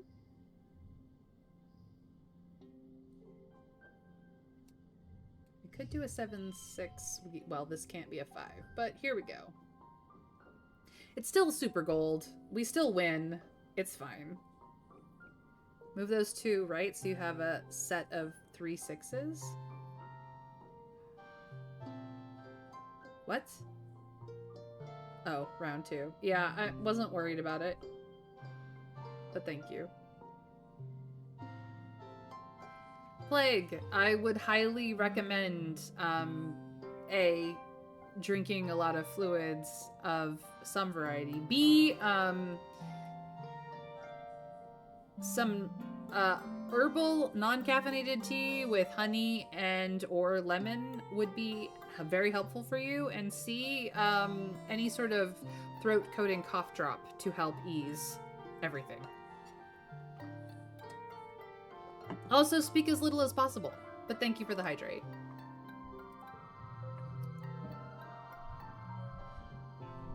We got a little bit of toughness. Nice. You don't beat Calm at the thumb wrestle. Nobody can. He's the best. But you do manage to hold on through 30 tense seconds of maneuvering and fake-outs and double fake-outs. The man is a master. In fact, the things you learn from Calm in those 30 seconds can be applied to the bot you have to wrestle at the end of the contest. You wonder how you never noticed before how much of bot wrestling is finesse, not just brawn. You win handily. Nem whines at Calm for being unfair, but she still takes second place. And now we're popular. After the festivities, the whole colony takes a few days off for a break. Well, except for Geoponics, and the foragers, and the kitchens, and everyone who uses the break from their usual work to help out in the places that didn't close. Okay, it's not really a break, but you try to take it easy anyway.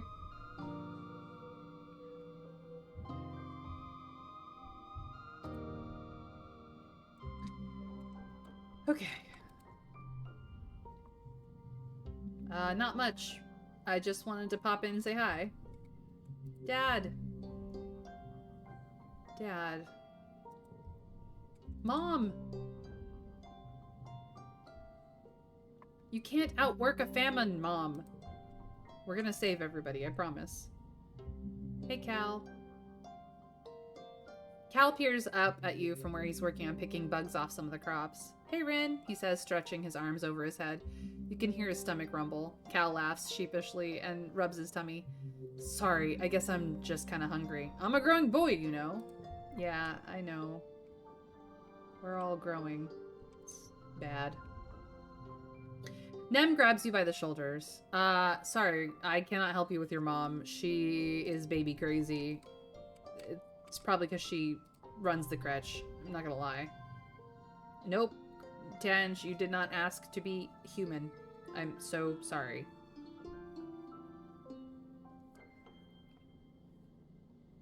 I do have cough drops. It just didn't do that much. They have to be the coating kind, Plague. There are cough drops and then there are cough drops, if you know what I mean. I don't like the botathalons. They endear me too much to Calm. I'm gonna do xenobiology. I gotta get that cure for my dad before he dies. Hey, Tammy. I just wanted to say hi. Mars, you doing okay? If I can't use kudos to buy more food, what is the point of being rich? Mars complains. She rocks back on her heels and puts her hands on her hips. Why can't we nanoprint organic material yet? Aren't we living in the future? Just give me my future food. Ugh! Yeah, I know, right? Sadly, organics just don't work that well. Okay. Well, time to go see if we can't find cures. We're gonna go here and research xenobiology and hope that this will help, because we do have something to plant as well.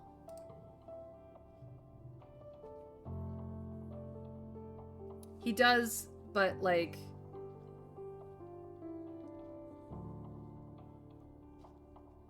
We're gonna try, guys. We will go back to foraging in a moment.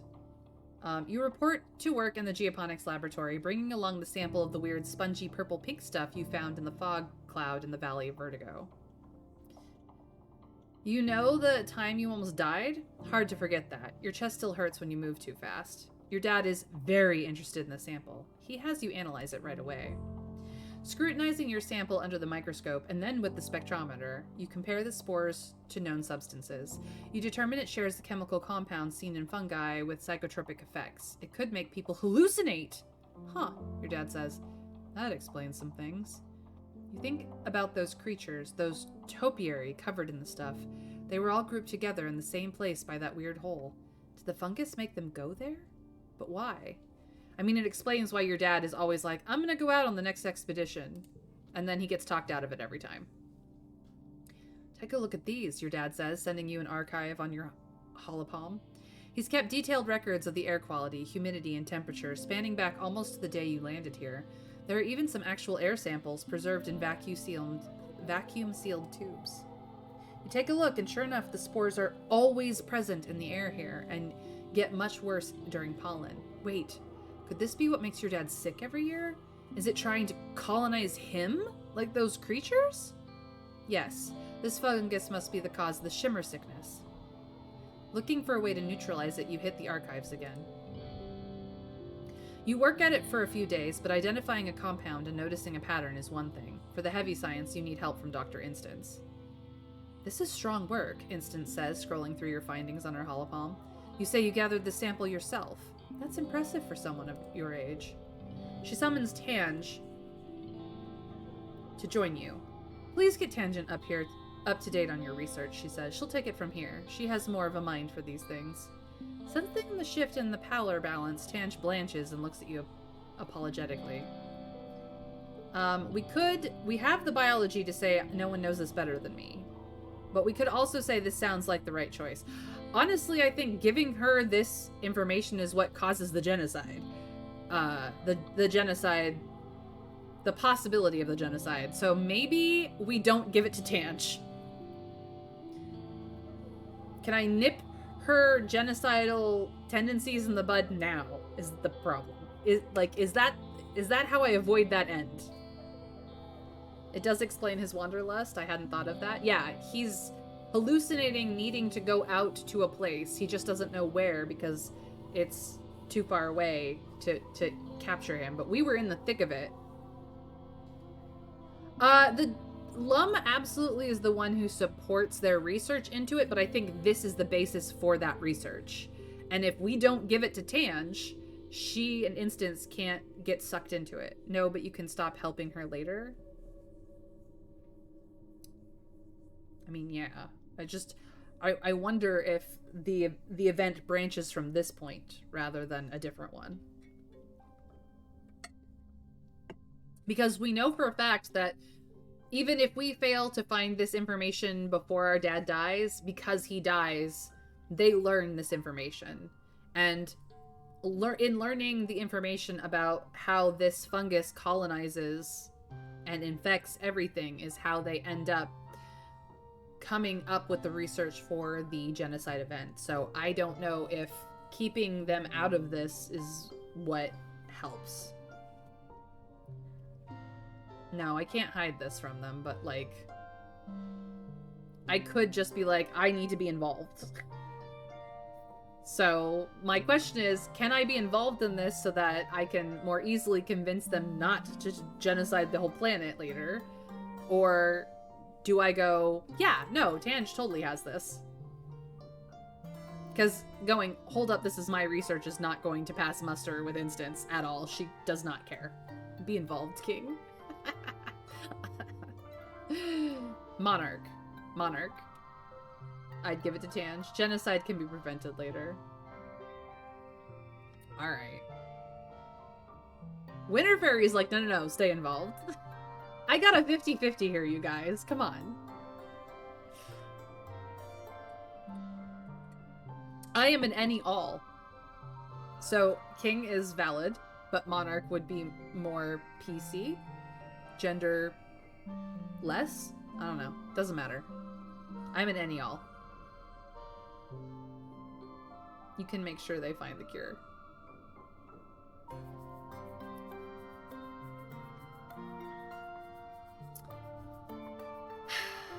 I have the biology for this option, so I'm gonna stay involved. Oh, Winter Fairy's like, no, I've got points. I am crowning myself the ruler. We are doing number 2, period, the end. Okay, well, I mean, that's a fair use of points. No one knows this better than me. Instance raises her hand. I'm not passing judgment on your abilities, she said placatingly. You clearly know this research well, and I can find nothing wrong with your methods. Still, something this important and dangerous should be done in more controlled conditions. Tange has been scrolling through your research. This is good work, she agrees, but this is a medical problem, not a gardening one. We're already studying the shimmer, so just think of it as combining your research with ours. The corners of her mouth twitch up. The most of a smile anyone can usually get from Tange. I'd like to work with you on this, actually. I can't believe you got all this just from one sample. Instance nods, dismissing you both. If you'd like, Rin, you can stop by the lab later to check on our progress. See, I just want to be involved. I was very motivated. Yeah, my dad is dying from this shit. I am very motivated right now. I just wanted to stay involved, you guys. Come on, like, that's it. It's my dad.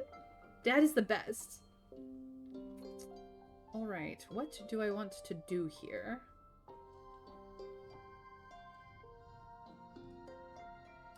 I mean, this is an obvious yes. This is going to be a 1 because there's no stages in this challenge. This is not, this is a mental challenge, so that's fine. I can do that, but the zeros are a problem. I can do a 3-2-1 situation though. So actually it's a 5-4-3-2-1 situation because of this wild value. And then we get double 3s and double 5s because of the wild value. And we get a flush 2 and a flush 3. So that's actually pretty good. I super gold that. I'm really good at this game. I could up the difficulty on the card puzzles, but I just can't be bothered. Like, Is it silly to win so hard? Yes, but like, I like doing it, so leave me alone, you guys. And I got kudos. Nice. Ooh, excuse me. I have burped, and it felt good. Alright. So we've done that.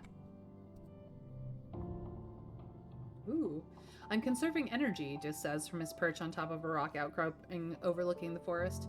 Humans aren't used to going hungry. In the wild, animals die of hunger all the time. It keeps the food web balanced. He rubs his nose. Maybe we're just supposed to die here. It's not so bad, if that's what we deserve. Dis. Come on, dude.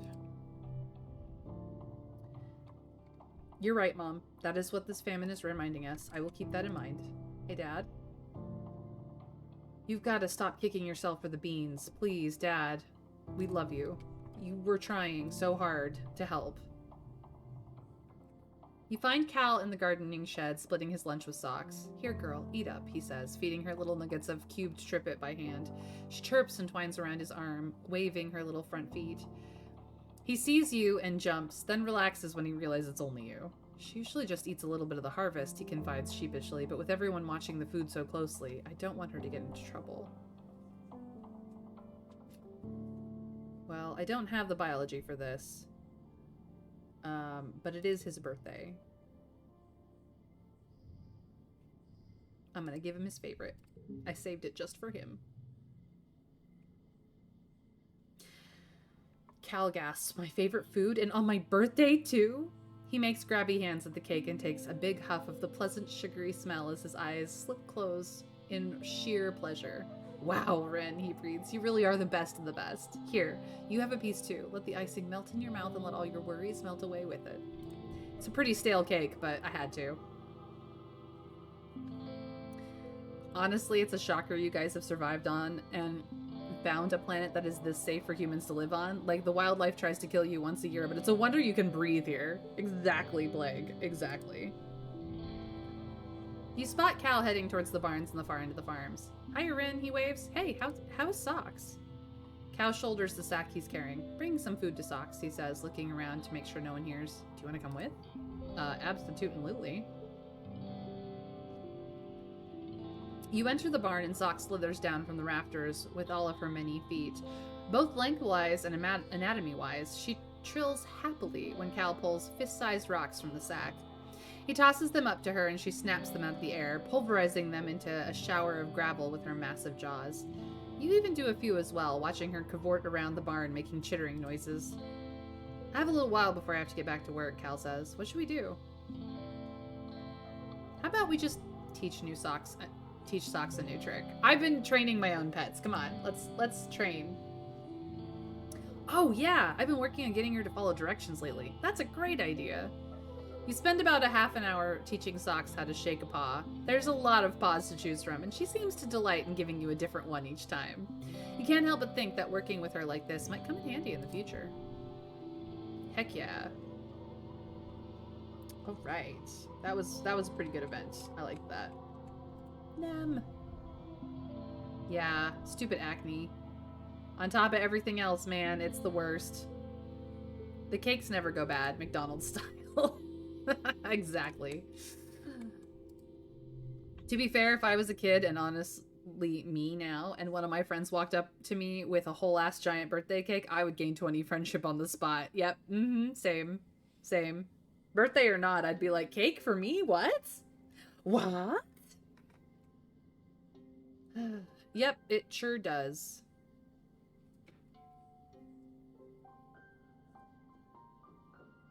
You are correct, Tange. If any one of us needed that many resources, we'd get kicked right the heck out. But sadly, brains are brains. They just need. It's nice to see you, Tammy. We always love seeing you. Look at you, you're so pretty. You're growing up so well. I'm so glad we saved your life. Dear gods. It was the worst when we didn't. Mars. I think your hair is fine. I know, you're literally watching your hair grow. It's the worst, but I'm sure you'll be fine. Is there anything I want? I mean, I am saving up for a card we don't have access to yet because I haven't opened up the where is it? Nope. New cards in the depot for this. I think you have to do organizing to get it, I think, if I remember correctly. Is there anything I want? Like, this would give me persuasion.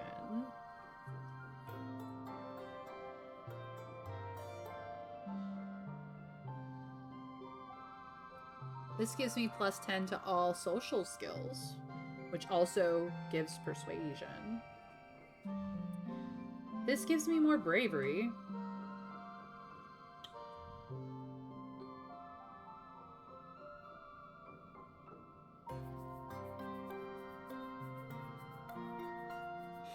Combat level 1 has some crazy good gear. Yeah, it does. We've been prioritizing other things, though, unfortunately. Alright, let's get back to the xenobiology lab. See if... Well, hold on. Do we have to go to engineering to continue that event?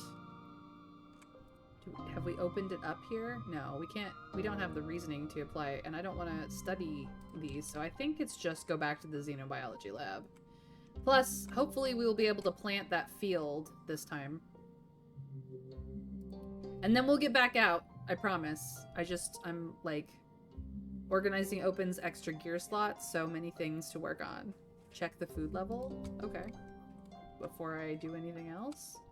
It's gonna say stupid low. Dangerously low, yeah.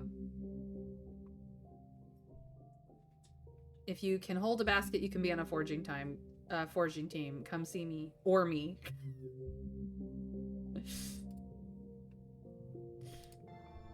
And bravery. I think... Yeah, we just need like 1 point. No, we need more than just 1 point. But we need more bravery. We have other options. I would just like to do one more time in the xenobotany lab, and then we will go back out. I promise, we'll go back out. Oh, AMA with May! What are your favorite foods to eat when sick? Not like throwing up anything you eat, just like a fever other than standard chicken soup and stuff? Okay. My favorite things to eat when I'm sick are often things that have a lot sodium in it, salt in it, so that because it is best to try and stay hydrated, the sodium helps you feel like you are thirsty enough to drink all the time. And I do this a lot, like, I start to crave salt after stream because I've sat here and drank, you know, a whole ton of water for 3 hours straight. So, yeah, I guess I've taught my body that, like, if you have a bit more salt in you, you don't, you know, you actually need the fluid instead of it going straight through to your bladder. I also, I also like, especially, I mean, even with a slightly upset tummy, not to the point of, you know, horking up everything you just ate, but I also like crackers. So if you can find crackers that are salty but not too salty, it helps soak up some of the fluids. It also helps keep your stomach from feeling bad. Toast also. Not necessarily with anything on it, though I know that Trav would highly recommend peanut butter on toast, which is excellent, I might add. But like toast just to help soak up whatever is going on, and also to make you not immediately have to pee like every 20 minutes is great. Chicken noodle soup, of course, is a classic, but any soup that has a lot of vegetables in it, I would say. Crisps or chips for you darn tootin' Americans, as well as chicken wrap and biscuits and crackers. However, if I'm throwing stuff up, I basically only eat digestive. Yeah. If you're throwing up, there's not much you can do, really. Just stay hydrated as possible. Italian penicillin. Yeah, Italian penicillin. But yeah, I like vegetable soups when I'm sick as well. Because you need the nutrients to keep your body fighting off whatever it is that you have. And as much as chicken noodle soup is great and like protein does help, I feel like the nutrients that are just in like a vegetable soup with any kind of vegetables is far better. And you know, if you like a little bit of like beans, like black beans or something, any kind of beans really, to get that protein factor in, a vegetable soup with beans is actually really great. If you can add a little bit of salt into it, you're even better. Have some crackers on the side. Like, there's a reason why when you are sick, you tend to go towards more things that are more hydrating than not, if that makes sense. So if you can use your food as a method of hydration while you are ill, that is also good. Heat also helps melt out the gunk that clogs up your throat and causes you to have that coughing fit, sore throat reaction as well. So especially if you have the sniffles, I highly recommend eating hot foods, or not, you know, peppers or anything, but having like a hot meal or a hot soup actually is just really great to get you A, hydrated, B, to help melt out the gunk that is getting clogged in your throat that is causing problems, and in your sinuses, and just C, to help in general keep you alive. So I would highly recommend actually a vegetable soup with some amount of bean content, or chicken if you'd prefer, than anything else. But that's what I recommend. I'm not a doctor. This is not medical advice.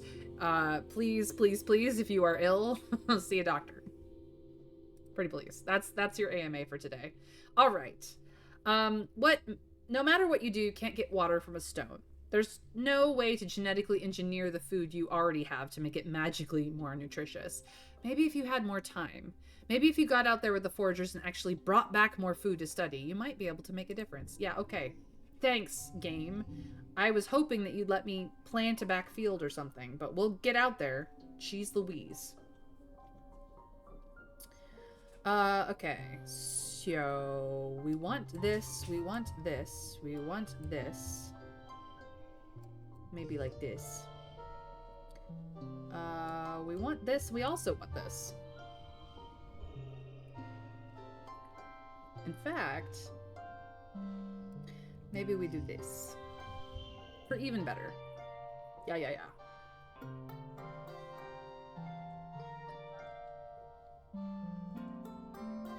I could just go farming, yeah. Oh my god, I love the name Rin. Holly, welcome in. It's lovely to see you again. Yes, we are.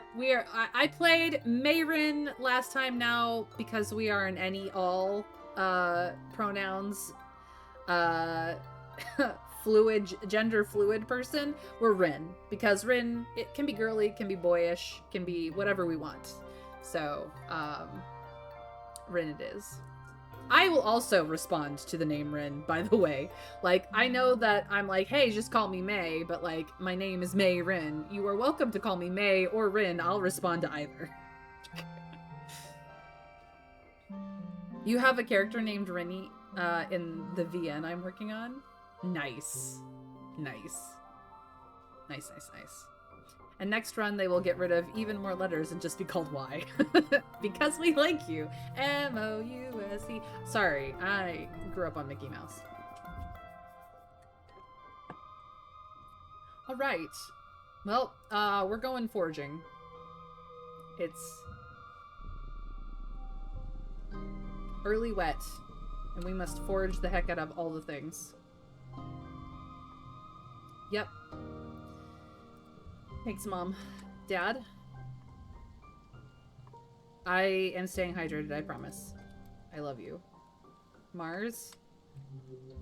You good? I think your hair is fabulous. I'm sorry you're bored. I'm not that sorry. I'm so mean to her. I have to do a nice run with Mars sometime. Wet season isn't nearly as regular as this game implies. Or farm or kitchen. You have like 2 months to save Yama, I think. Yeah. I need to get out foraging. Foraging might not help too much. Well, I would like to finish off as many of the events out there as I can. You find Cal in the gardening shed splitting his lunch with Socks. Yeah. Well, I found something you might like. Food. Yeah, you're always starving, Cal. I'm sorry that you're starving. I really am. It is early wet, which means actually I need to go give Mars her birthday present. Mars clutches her stomach and acts faint. I'm starving, she whines. Don't they see I'm literally wasting away here? You would offer her a protein bar, but she's probably just complained that she's been reduced to taking charity, so you keep it to yourself. Excuse me? What the heck? Alright.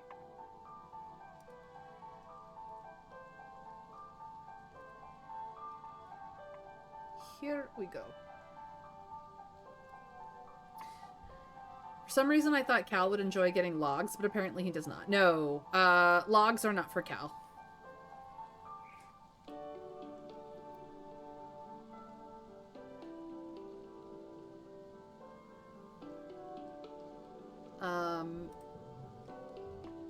It is your birthday.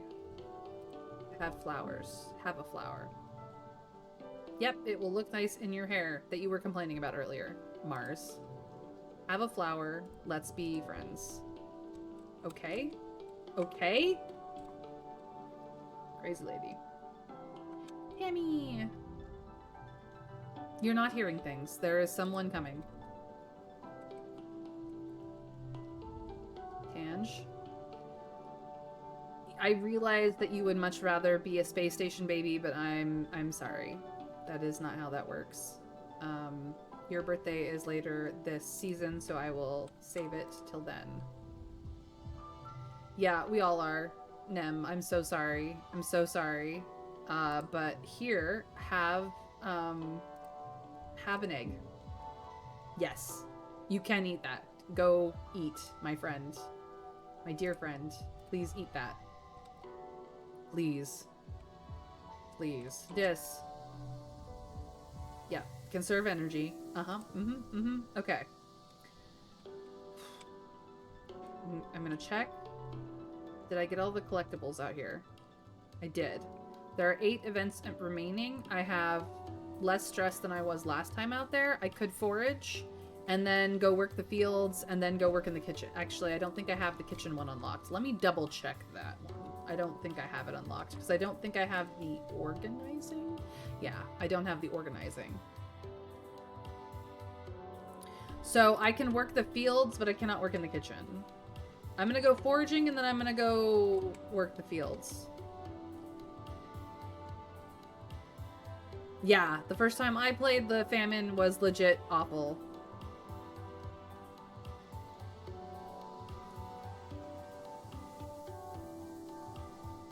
Mars has become one of my favorite characters. Not nearly as favorite as my boy, but still I like her. I mean, she's not terrible. She's just Mars.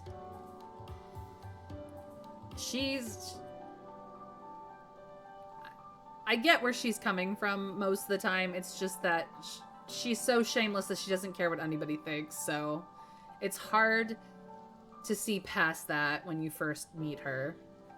You probably don't have time for both anyway. Would you like an egg in this trying time, Rin? Yeah, Rin to Nem, yeah. It was brutal. Alright, let's go see if we can't forage up some more good stuff in the valley. I'm going to ignore animal events in favor... Well, I'm going to ignore what I think are probably not good things. Anyway, we'll figure it out.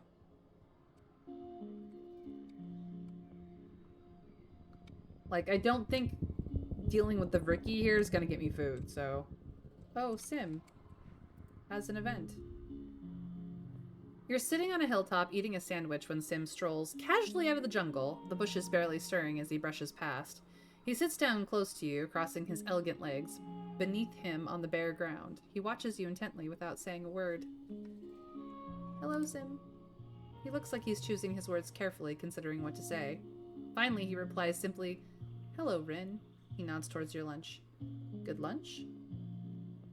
Offer sandwich. It's fine. He takes a piece with thanks and tries it, chewing thoughtfully and quietly. He replies, his face neutral. What isn't it?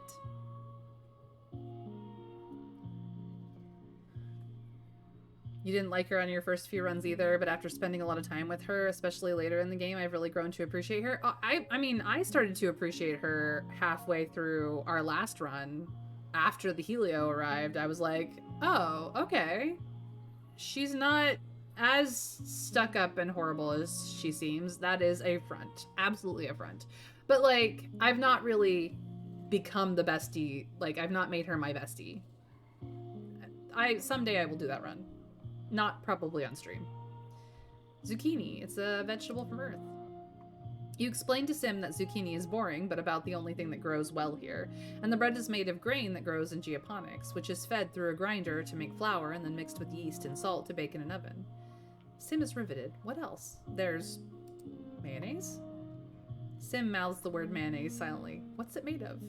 Oil and water emulsified by soy protein? You explain that it would normally be made with eggs instead of soy protein, but the decision was made long before you were born that the colony would rely more on plant-based proteins to avoid the ecological burden of caring for domesticated animals on board the Stratospheric. Sim nods intently. And why 2 pieces of bread instead of 1? Why does the bread go on the outside? That's because... Wait, why do you care?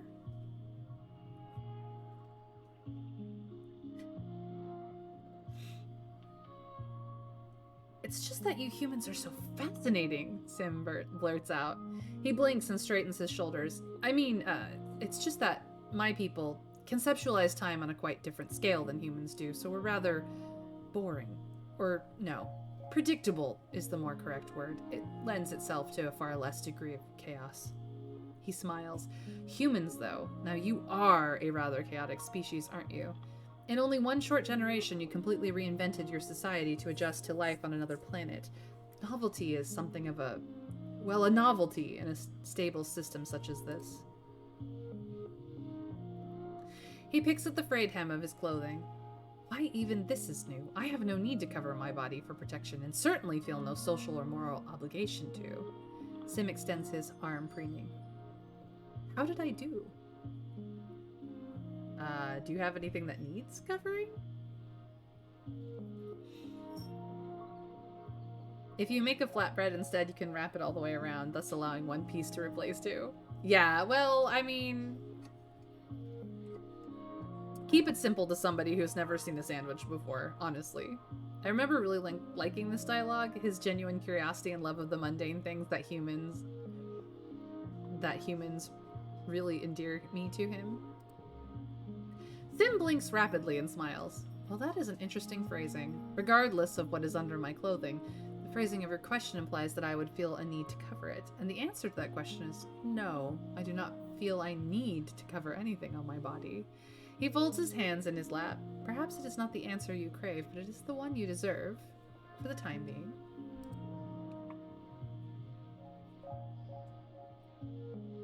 Ooh, that's a powerful card.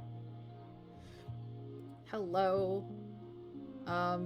He's kind of neutral, more humorous than stoic, more alien than human. But a slight bit human. Ooh. You have a million questions for Sim. How does he speak your language? Where did he get those clothes? Did he know your name? Sim only holds up a hand with a wistful smile. I would answer your questions if I could. I'm afraid, however, that it is simply not the time. What is your earth saying? The trees have ears? He rises to his feet, not bothering to dust himself off. I like the feel of those words in my mouth. Your language is so beautifully complex. Damn it, I didn't do...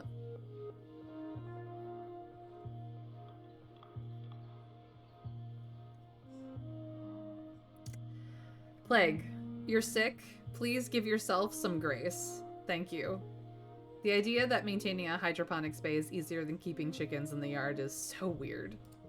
Yeah, but they didn't have a yard, Bramble. Like, the difficulties of keeping non-plant things alive in a confined space. They were having enough trouble with the humans. How were they going to do the chickens and not make the chickens suffer? Like, am I the only one who finds Sim creepy? In this group, Polly, I think yes. I mean, he is alien. And if you find things that are so specifically not human to be creepy, then I understand. But, like, I think the majority of my chat are monster fuckers, so you may be on your own there. Yeah, on the ship, not once they got there. Although the chickens might not be doing well anyway because of the alien nature of the planet. But yeah, it was the 20 years between Earth and Vertumna that was the problem. Absolutely, Bramble. Well, I see Raptor is also not a monster fucker, so... But maybe I kind of like that. Yeah. It's not the alien thing I find creepy, it's how horny he is. That's interesting, Polly. That's interesting.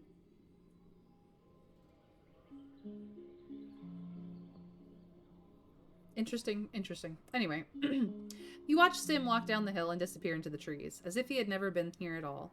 Not even the grass is bent in the place he sat. Well, that's Sim for you. Sim is holding a piece of discarded expeditions equipment in his hand. I found this, just over there, he says, gesturing into the wilderness. I do not know if it was discarded or simply lost, but you should be more careful. You are guests on this planet. I don't know. The planet doesn't seem to think so. Hey now, I can fuck monsters too, just his personality is a no-go for me. That's fair. I mean, Sim is not meant for everybody. Let's just put it that way. He starts coming on to you when you're basically a kid, and since he's known you since you were a kid, it feels weird when he hits on you later too. Just my feel, I guess. Hey, not liking the vibe of grooming is perfectly valid, Polly. It's just that the opportunity for us to start flirting with him happens very early on, so hormones be what they are.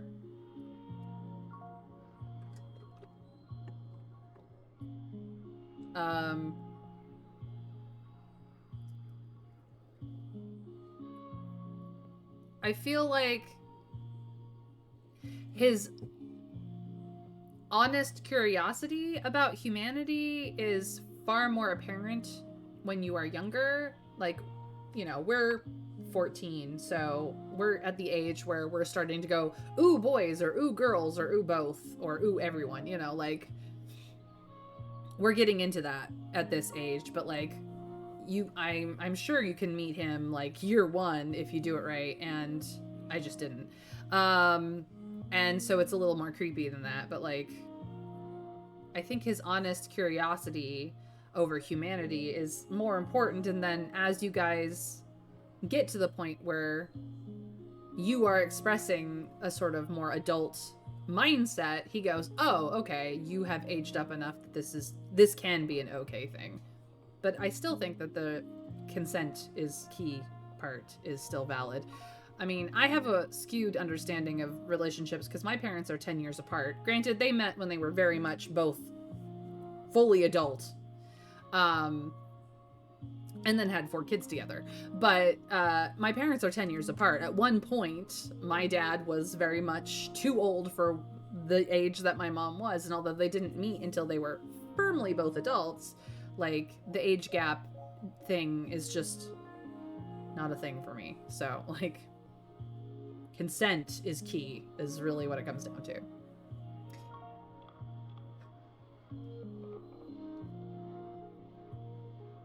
I mean, Raptor's like, if you want pretty, Dis is right there. Yeah, yeah. We can love multiple pretty people. All right. Here, I brought you something. I'm gonna bring you... I think he'll give this back to me. I don't want him to take it, though. It's the flower my mom gave me for birthday. But, like, I would like to show him a flower that he does not know, and he likes everything. And so far, everything that I've given him, including the cake, he gives back. So if I give him this flower, my mom's favorite flower, he's gonna give it back, right? Right? Also, the fact that he's literally existed so long that maybe he doesn't even understand the fact that you're also incredibly young due to being, you know, an alien. I mean, yeah, there's some of that too. I mean, you run up across the same problem with like vampires and ghosts. They're really old. A lot of them are very old. In comparison, you are a child.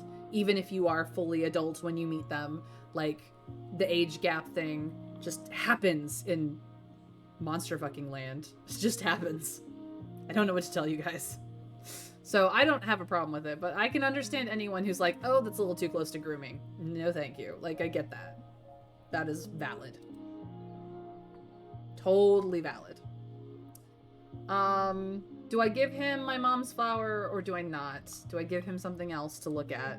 I mean, most of everything else I have is stuff from this planet, so...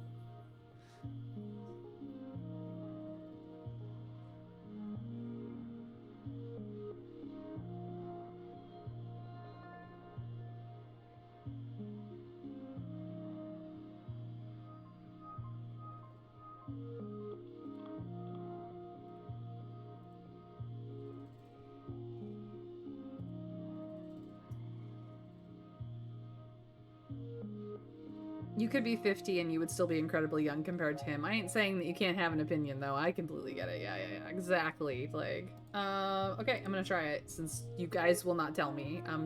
I hope I get this back, because otherwise I'm gonna be sad. Sim admires the Astrantia flower for several minutes. It's beautiful, he tells you as he hands it back. Oh, thank goodness. I feel its importance to you, but I cannot accept it. This is from Earth, and it belongs with your colony, not out here with me. That did not give him any friendship? Okay, interesting. Interesting. I did get it back. I was so scared. Well, since you are a plant person, here you go. I mean, he dislikes nothing. Sim examines your gift in great detail and asks various questions about where and when you found it. He hums to himself as he turns it over in his hands, a broad smile on his face. Remarkable, Rin. Just remarkable, he says as he hands it back to you. You are truly the most thoughtful of gift givers. I have enjoyed your present to the fullest. You try to explain that he can keep it, but he just smiles again and shakes his head. Okay, he also likes yellow flowers. Interesting. I mean, he dislikes nothing. I'm not stressed out enough, so let's bypass this Ricky, because I'm pretty sure that's not going to get us food, and see if we can't find... That's also a Ricky event. Anything else? We're gonna try this one. You come across a veritable feast of berry bushes. Oh boy. Nope. This is not a berry bush. This is a bomb also. This is also a bomb. We are gonna try to get rid of small numbers for bigger numbers. This is much better. Let's see here.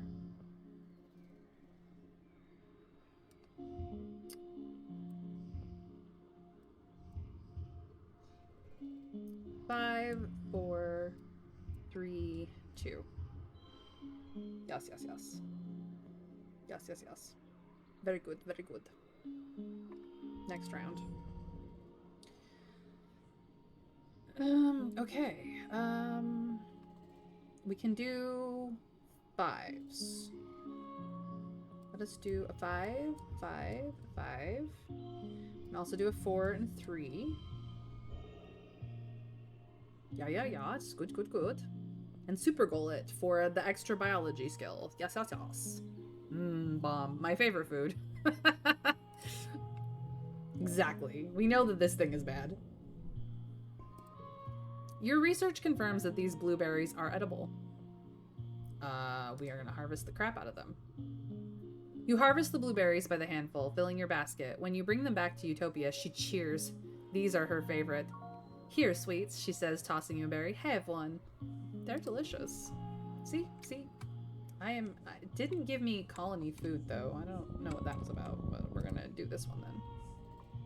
A herd of float cow are grazing nearby. You watch them peacefully bob along, occasionally releasing streams of urine or clouds of helium to maintain a steady height. We can milk one, or we can capture one. The capturing one would probably be better. A company just brought back dire wolves using ancient DNA. Capture that beast. Not all berry bushes are bombs, only most of them, and some are poison. I mean, that's true in real life, so that checks out. I mean, you know, Winter Fairy, they're just working their way up to Jurassic Park. You realize that, right? They just want Jurassic Park so bad. It's kind of ridiculous, actually. Let us do this. Yeah, yeah, yeah.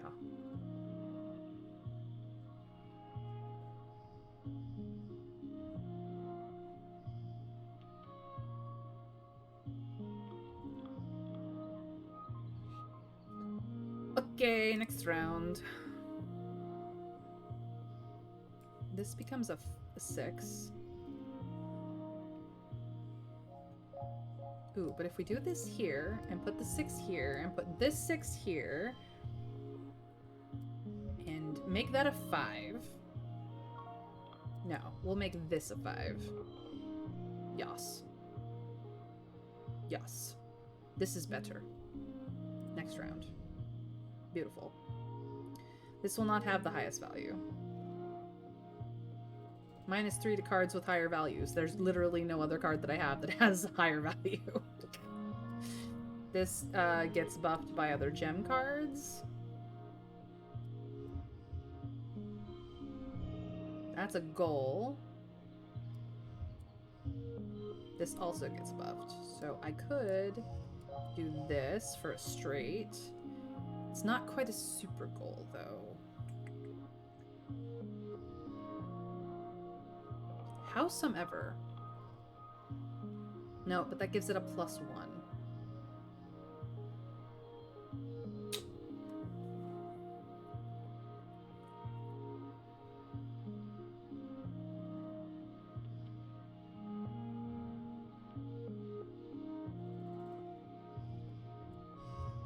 We're gonna do some crazy. Pair of 7s.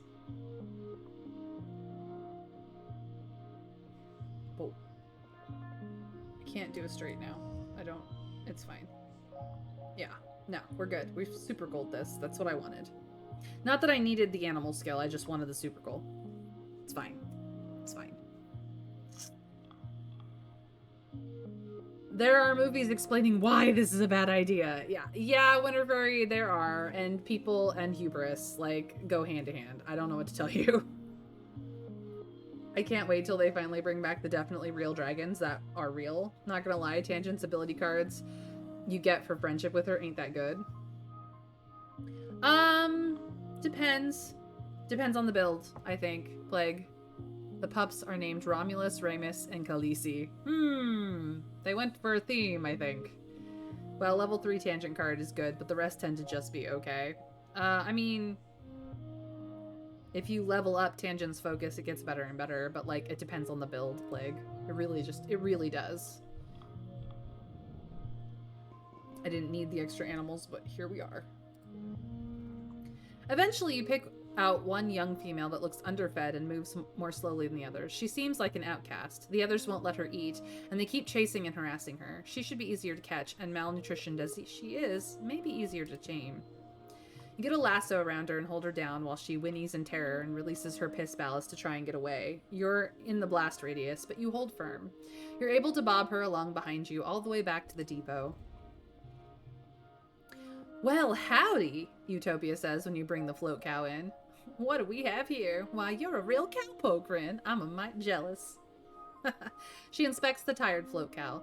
She'll be looking a little under the weather. She's looking a little under the weather, Utopia proclaims. Here's hoping we can nurse her back to health back on the ranch.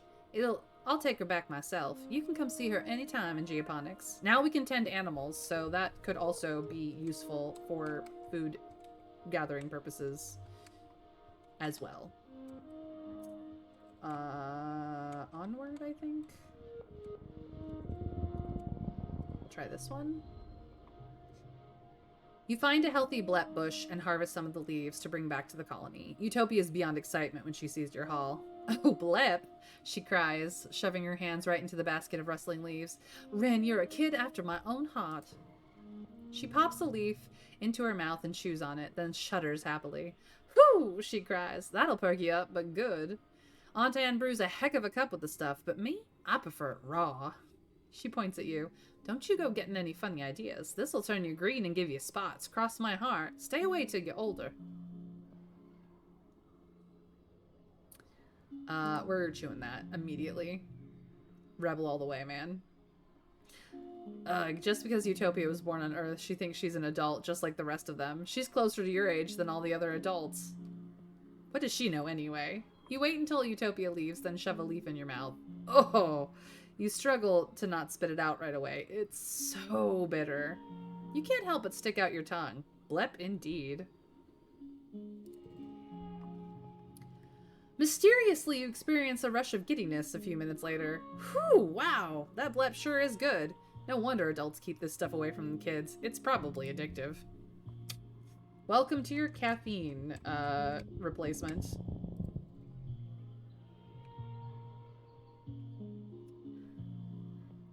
But even on a blue build, it's not often you will have any full hands with no cards with stats above Tangent's focus. God, Utopia is truly the best. She really is. You decide to take a shortcut through the jungle to a path you were sure was just up ahead, and now you're lost. Everything looks the same here. The plants are too high to see any landmarks, and you swear some of them move around when you aren't looking. You try to check your positioning with your holopalm, but the damn thing isn't working, and you won't connect to long-range communications either. Typical. Utopia did warn you the comms were flaky out here. You think you can tell north from the position of the two suns, but that's it. Well, we're just gonna orienteer our way out, because we're perceptive. You climb a tree and chart a path through the wilderness from above. With that information on your holopalm, navigating to the nearest landmark is a breeze. You are a Vricky event, so we're just not. That's a Vricky event. Okay, I think I've done all the non-animal events in this part. There's no collectibles to get, so I think it's time to head back to the colony regardless, so that we can do something more useful with the rest of our stress.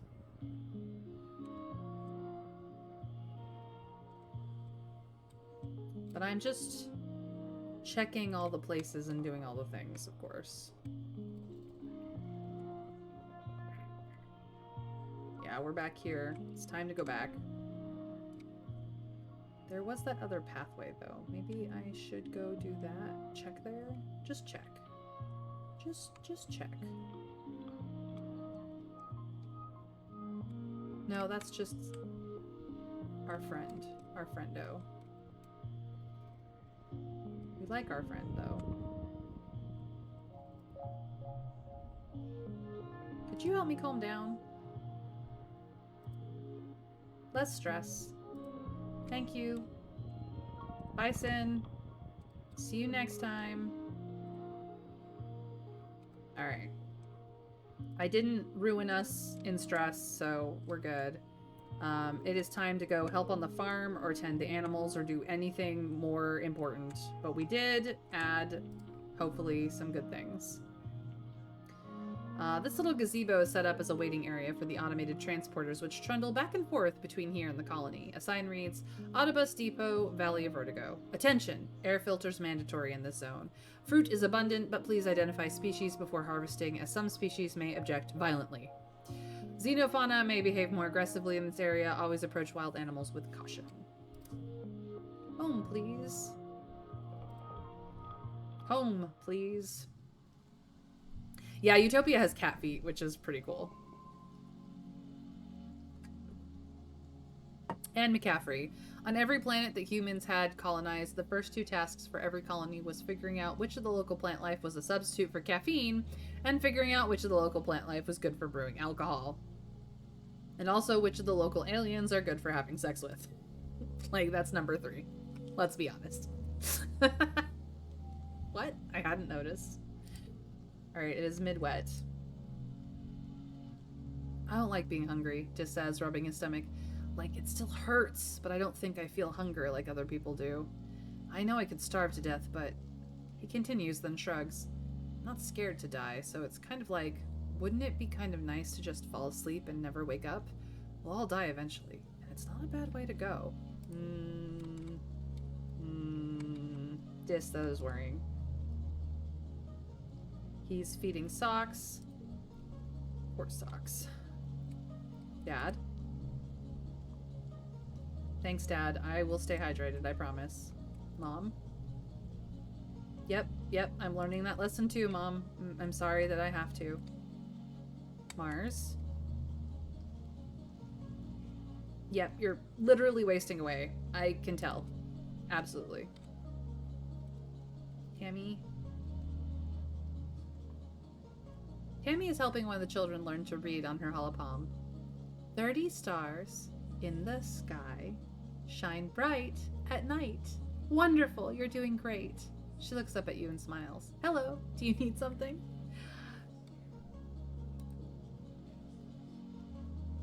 When is your birthday, Tammy? Late pollen. I've already given you a birthday gift. We're gonna give you another flower, because it's your favorite. Oh, hi. Yes, event. Please, thank you.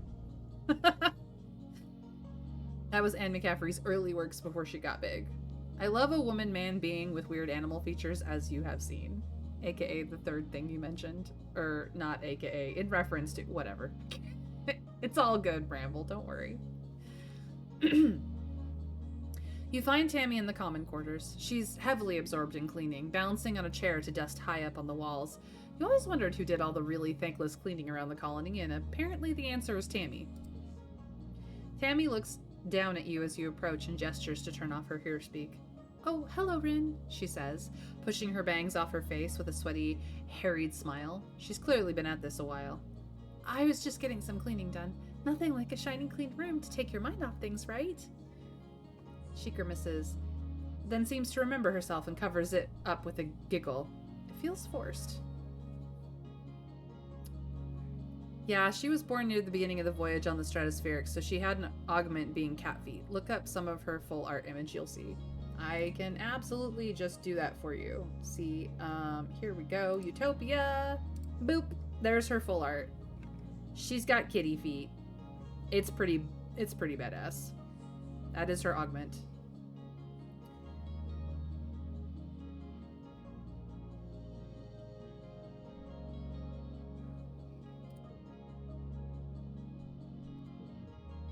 Something wrong, Tammy?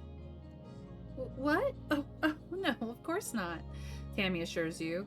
She hops down off the chair and gives you a brief little squeeze. Gosh, it's so nice of you to ask. You fix Tammy with a look and her smile falters. I mean, it's nothing, she says. I just, I overheard something I probably shouldn't have. She says, looking down at the ground. When I was getting something from the pantry, I overheard that some of the adults in the kitchen talking about how the trippet stalks from the last harvest all had some, weird mold on them, and they had to throw out almost all of them. She tugs on her ear, miserable. If we ever run out of food, well... Tammy clenches her fist in her skirt. I wish I didn't have to hear about all the bad things. Why can't things just be good and nice and not so scary all the time? Oh, geez. Utopia is a cutie for real, for real. I flirt with her every occasion I can. I have had opportunities I have passed. Utopia is great, but I have my eyes on other people. I do. Do we try to reassure Tammy that the grown-ups have things under control, or do we tell her that it is scary and dangerous out there, because that is the truth, the whole truth, and nothing but the truth? Is this a Sauron's truth moment? Those of you who know that reference will understand.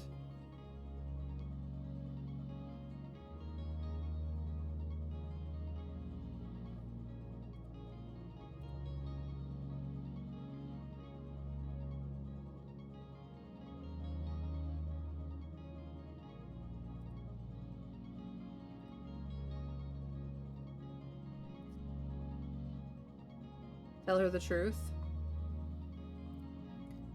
Tammy is such an escapist, just like myself.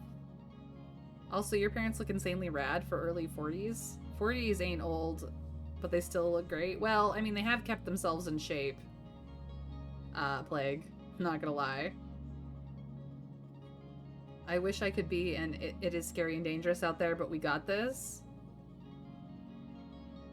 Ain't that the truth? I'm 41 and I don't feel old. I only sometimes feel old. And I'm a year older than Winterberry. The grown-ups have things under control. Tammy nods, resolute. Yes, there's nothing I can do about it anyway. I'm not as smart as Tangent, or as strong as Anemone, but that's okay, because I'm really good at cooking and cleaning and taking care of the babies and doing all the things a colony needs to keep running. I just want things to be nice and normal, Tammy blurts out. I wish people knew that I could hear them when they talk about scary things. Tammy sniffles and gives you a brave smile. Thanks for listening, Rin. I'm gonna go back to cleaning now, okay? You leave Tammy in the common area, continuing to avoid thinking about her fears through stress cleaning. Oh, Tammy. Tammy flags you down as you pass through the lounge and presses a palm-sized lump of hard grain bread into your hand. I saved you some food, she says, a serious look on her face. Please keep your strength up, Rin. Tammy. Oh my god, girl. I love her. Why does she have to have pink hair?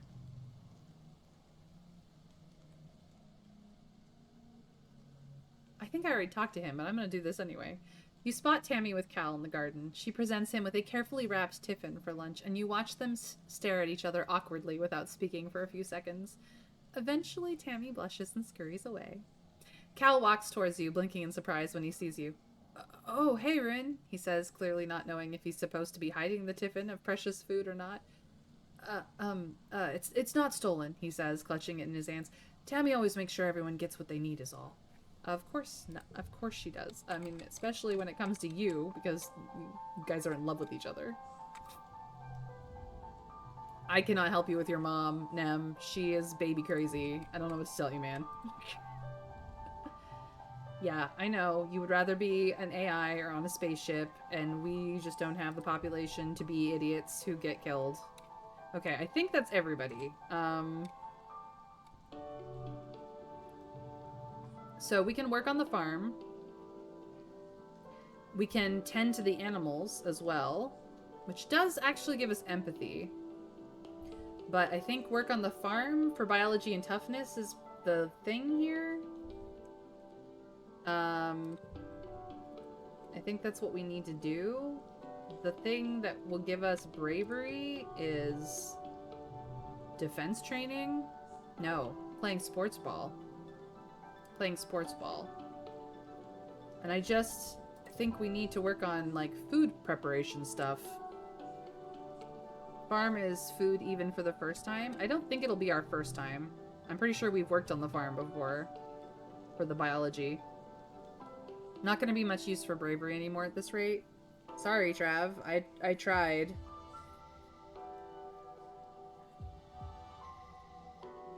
Be safe getting your munchkin from the bus stop. Give both your munchkins my love, Winter Fairy, as always. I mean, 40 is only just over halfway through the average lifespan, so 40 definitely ain't old. I am in my mid-years. Midlife crisis, here I come.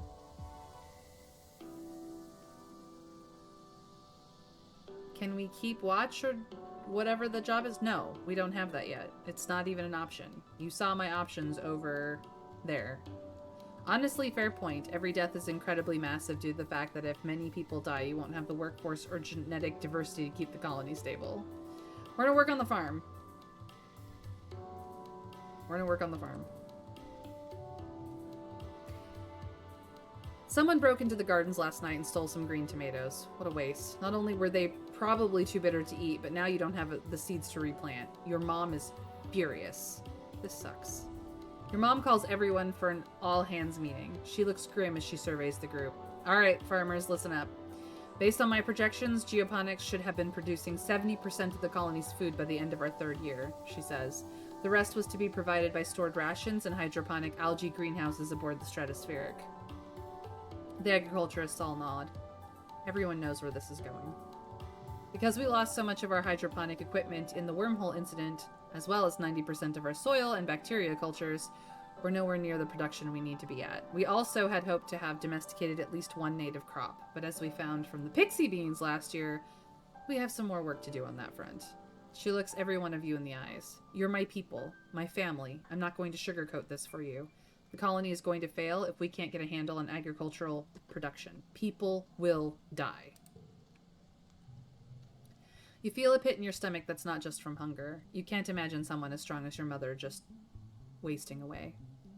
Your mother pulls up a hollow screen outlining work plans for this season. You feel your own hollow palm pulse as you receive a copy. There's so much life here on this planet, your mother says, but it seems to fight us at every turn. I've sent soil chemistry analysis to your palms, courtesy of geranium. The soil needs to be conditioned extensively to support earth crops. We need to cultivate more vertumnin crops in partnership with the foragers. We need to salvage what we can of hydroponics and get that up and running by the end of the year. Your mother would never stoop to being beaten, but you can see the lines of fatigue around her eyes. It'll take a superhuman amount of work to turn this around, but it is still possible, she says.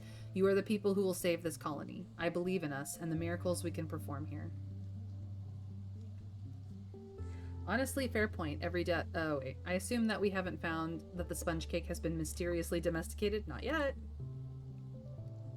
Thank you for being here to do the work. Now let's get out there. Well, colony food. We did it. Some of it. First collectible use is free if we need it. Okay. Well, we have a 5. We have a 4. We have a 3. We have a 2. We don't quite have a 0. But we do have a straight 4 and a flush 5.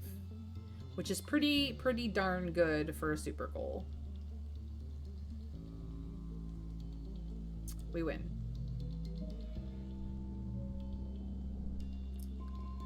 So we got a teensy tiny bit of toughness and some biology, of which we will probably get perk number 2 from biology.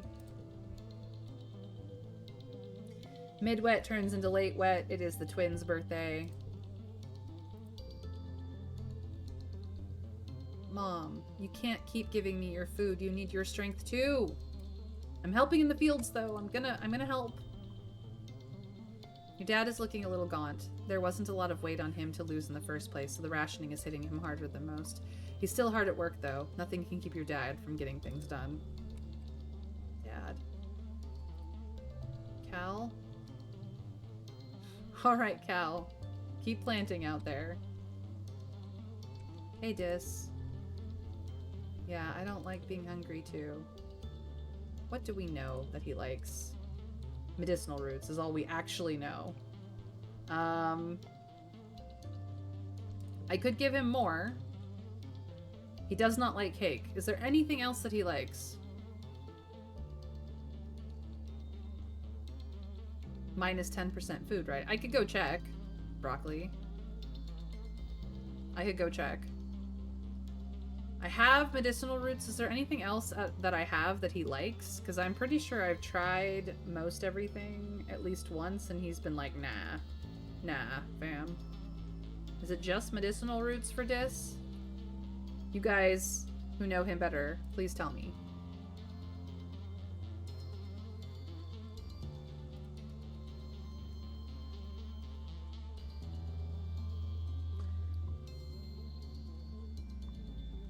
But I don't have it? Okay. For your birthday? Yes. Absolutely for your birthday. We've almost maxed him out. Nice. Alright. Nem. I don't know. Why did you get a girl body? You tell me, Nem. Maybe your mom just wanted a girl. Yep, I have remembered your birthday. I hope you find it useful. You're welcome. Oh, hi. We're now better friends. Tangent looks up from her holopalm, blinking as her eyes refocus on the middle distance and then on you. Her previously long hair is gone, buzzed close to her scalp. You almost didn't recognize her when you first saw her. You wonder if it was caused by a lab accident or something. Hello, Rin, she says, already cagey. Do you need something? No, I just came by to say hello. Ha ha ha. Yes. The faintest hint of relief passes across Tanja's face. You get the impression that not pressing her on her personal appearance was the wise choice. Oh, well hello then, Tanj replies. She raises her hand as if to push her hair out of her face, but stops when she realizes what she's doing. I'm rather busy at the moment, actually, so if you don't mind. Yeah, you can take a hint. See you later, Tanj. You're not hearing things, I promise. Mars? Yep, you're starving, wasting away, just utterly dying. Believe me, sure. Yeah, no. You're hungry. Everybody's hungry. Okay. Okay. Okay. Panic time is setting in. It's almost glow. I've given the twins their presents, and I must go back to the fields, and let's go check the notice board first before I forget. 10%, yeah. We're at minus 10%. So we might be able to survive. And the gates will be closing during glow, because we're not stupid. Anything at the depot that I absolutely must have, now that I can afford almost everything. Almost. I mean, this would be nice.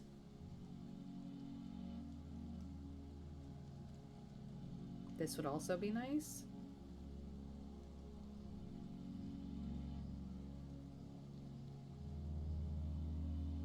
I'm okay. Just gonna go back to the fields and help my mom.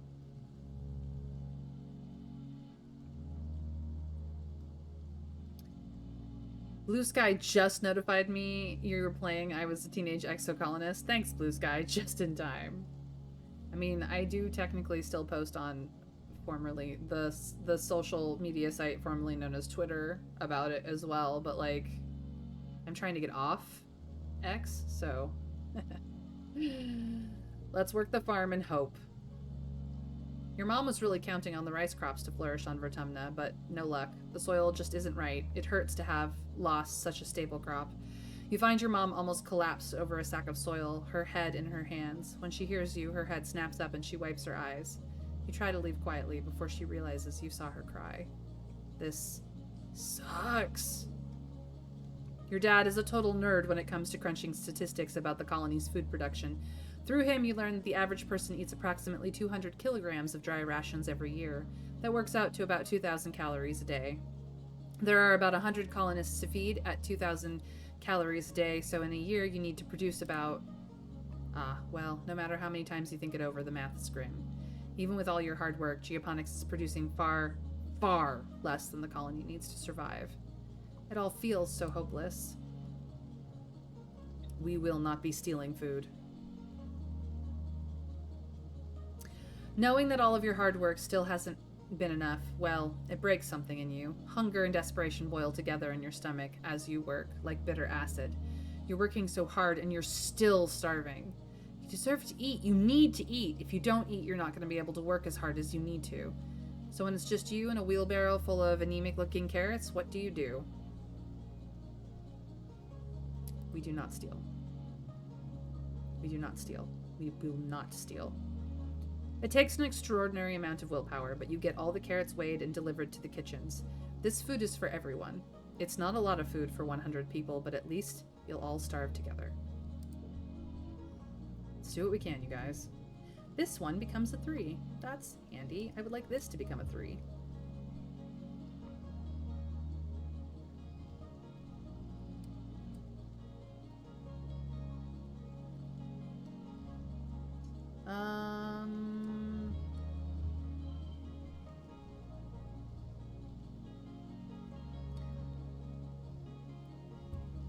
Pair of 5s and a 4. Or, alternatively, we'll get a straight. And a pair. Yeah. A couple of them, actually. That's much better. We could, of course, do this as well. We could, of course, do this.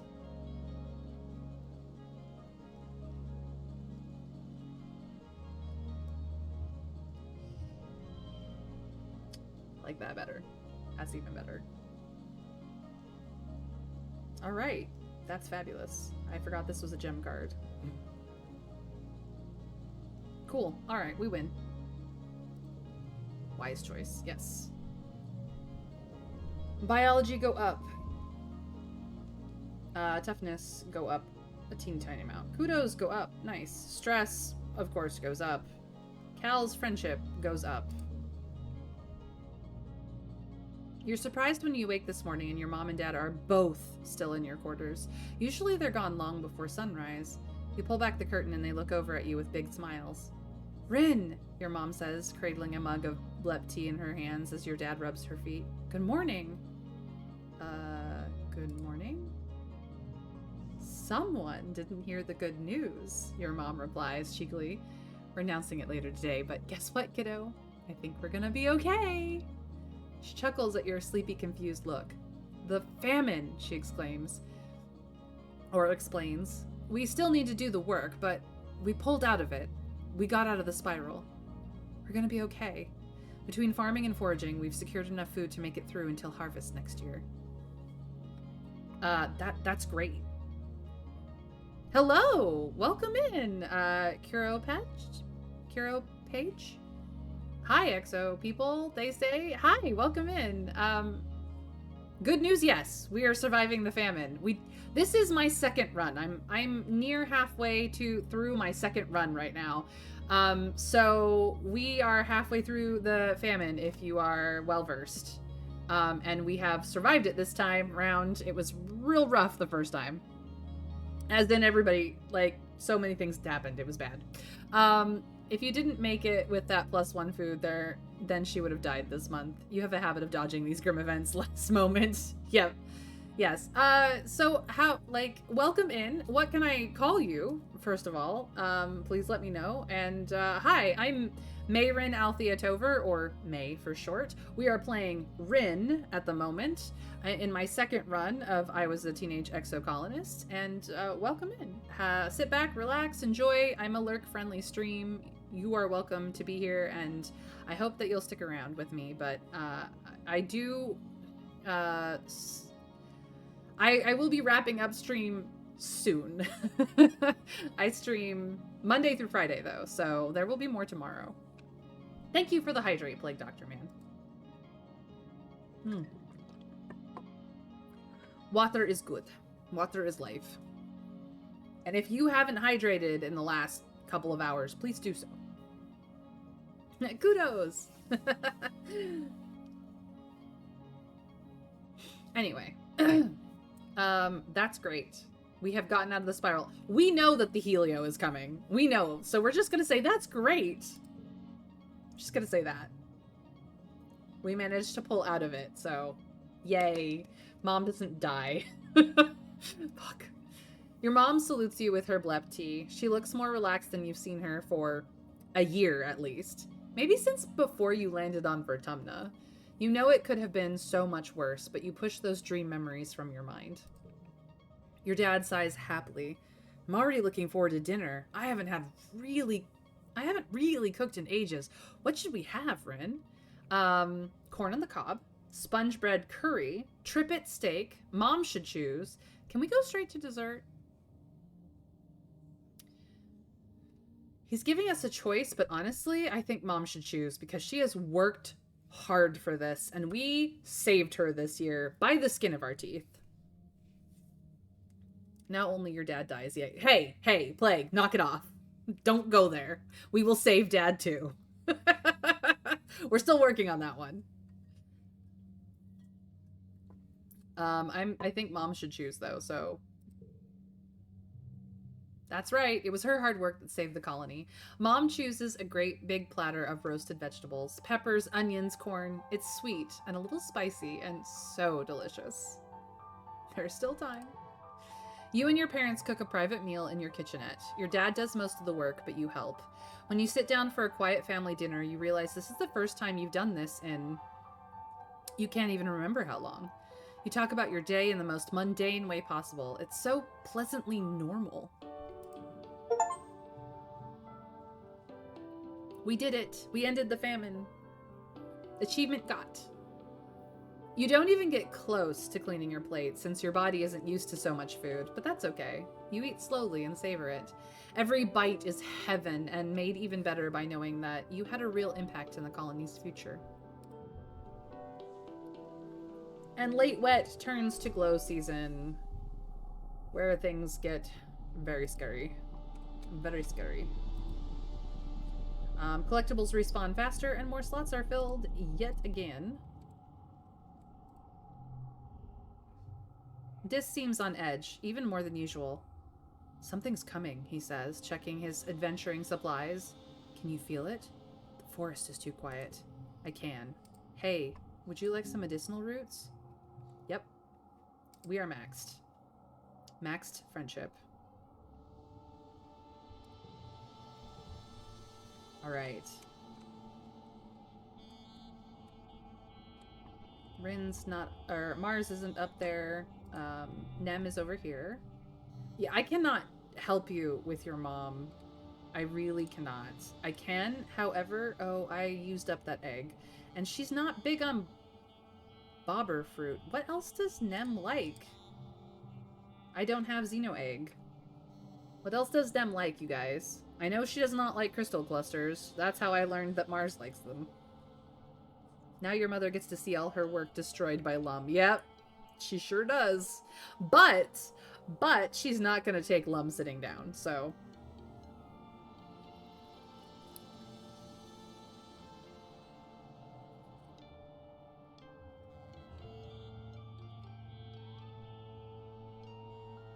Nobody is bitter for a sweet. I remember only egg.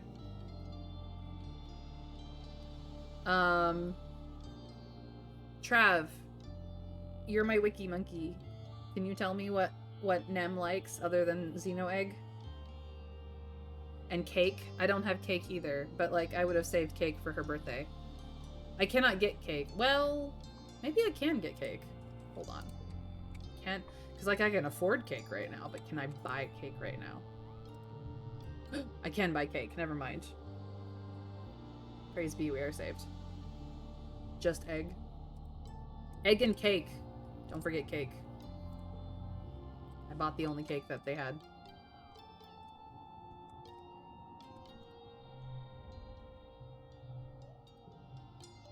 I can give her cake.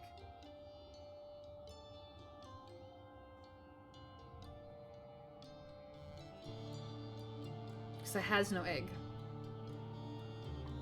I wish I had egg, but I used it in a challenge, so egg is gone. Alright, cake. We will try cake. No, just +1. Any excuse to eat a whole cake, right? Yeah, absolutely. I know you're starving.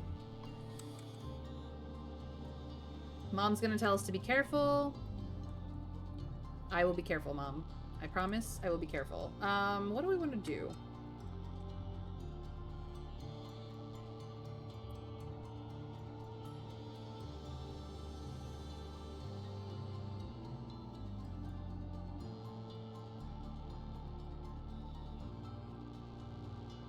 Can I make any progress here by going... I can't apply to be a tutor because I don't have the... But, like, I could go here. Can I make any progress with the dad's cure here, though, is the problem. Like...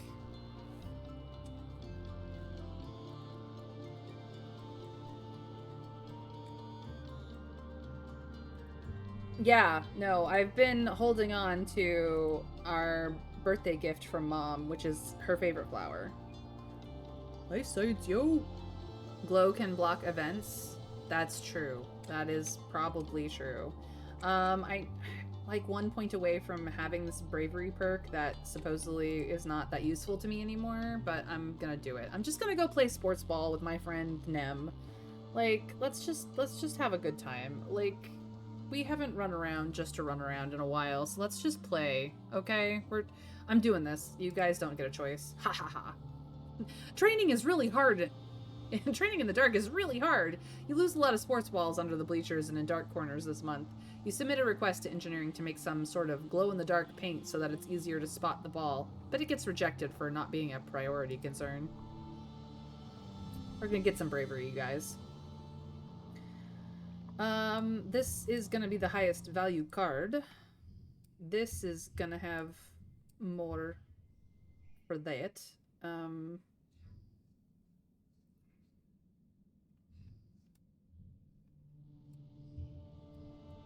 543. We're gonna do that. It's super gold now because of the straight. I couldn't make a 7, so it is what it is. I would love to level this one up, but it's fine. Because I think it will become all strength cards under 5 become 5, which I do have a few. But we win, no matter what. Nem, a queen, honestly. Hopefully you can pull her away from John Fascism this run. Yeah. Dark ball. We just want to be friend enough to be like, Nem, you're making a bad decision. Please don't. Yeah, this reduces stress. And I'm still gonna go out there, so it's fine. The roar wakes you. It would wake the dead. It shakes the walls, rumbles through the ship's hull, and makes your heart skip a beat. You're paralyzed by a sudden clench of fear in your gut. Through your porthole window, you hear metal screeching and people shouting. Then another roar, guttural and rumbling like the sound of a mountain collapsing. Something enormous is out there. Let's go. You don't know what gives you the courage, but you run out to the fields to face the horrible creature face to face.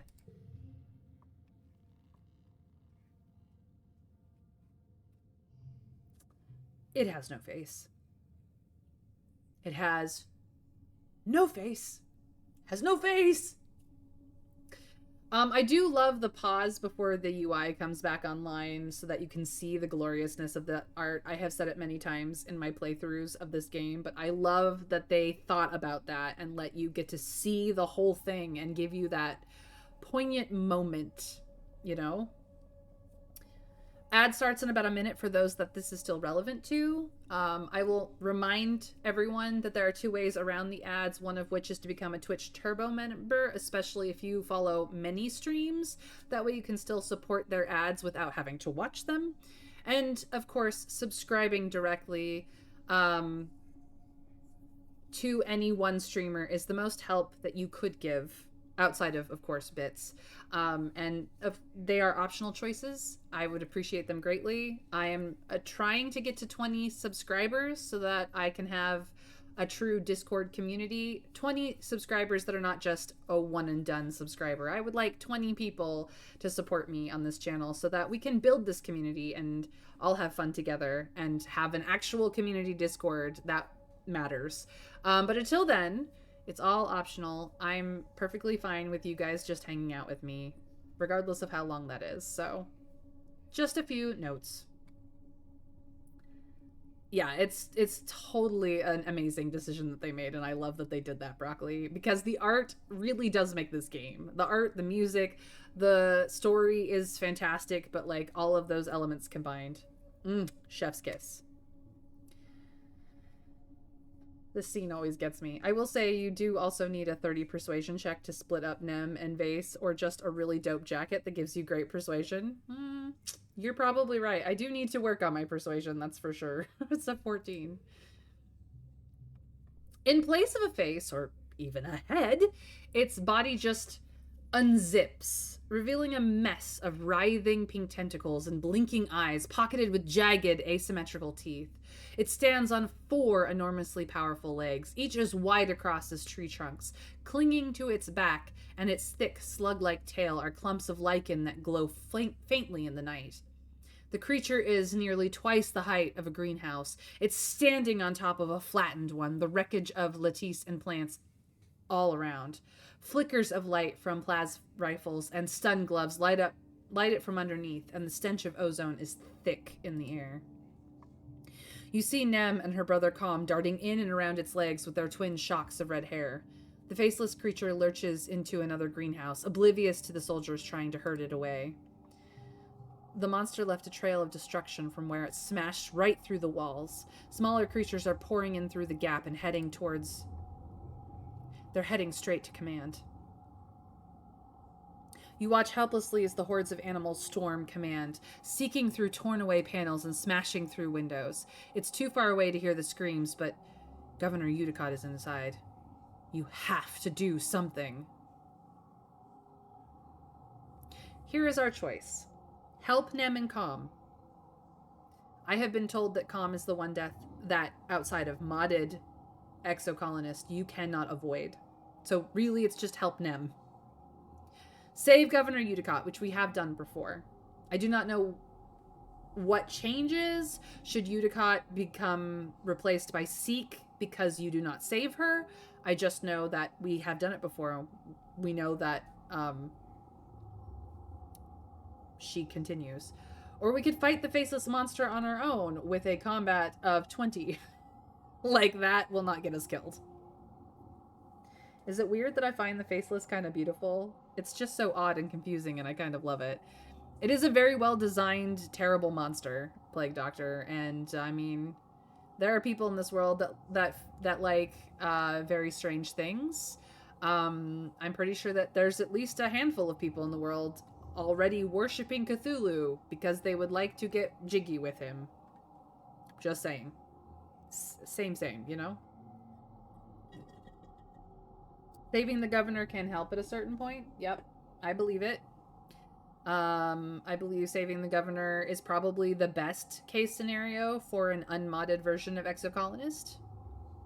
But I would love to hear your guys' thoughts. Because we could see something new. I too know people who like very strange things. One guy likes mayo on oatmeal raisin cookies. I can see the appeal, Raptor. I wouldn't consider that myself, but I could see the appeal. I like the Faceless. Faceless is... It's a really well-designed monster. I mean, you know, I'm a D&D girl, so the Faceless really does remind me of many of the monsters in the monster manual that are just weird. All of the monstrosities in there. It's a very good design.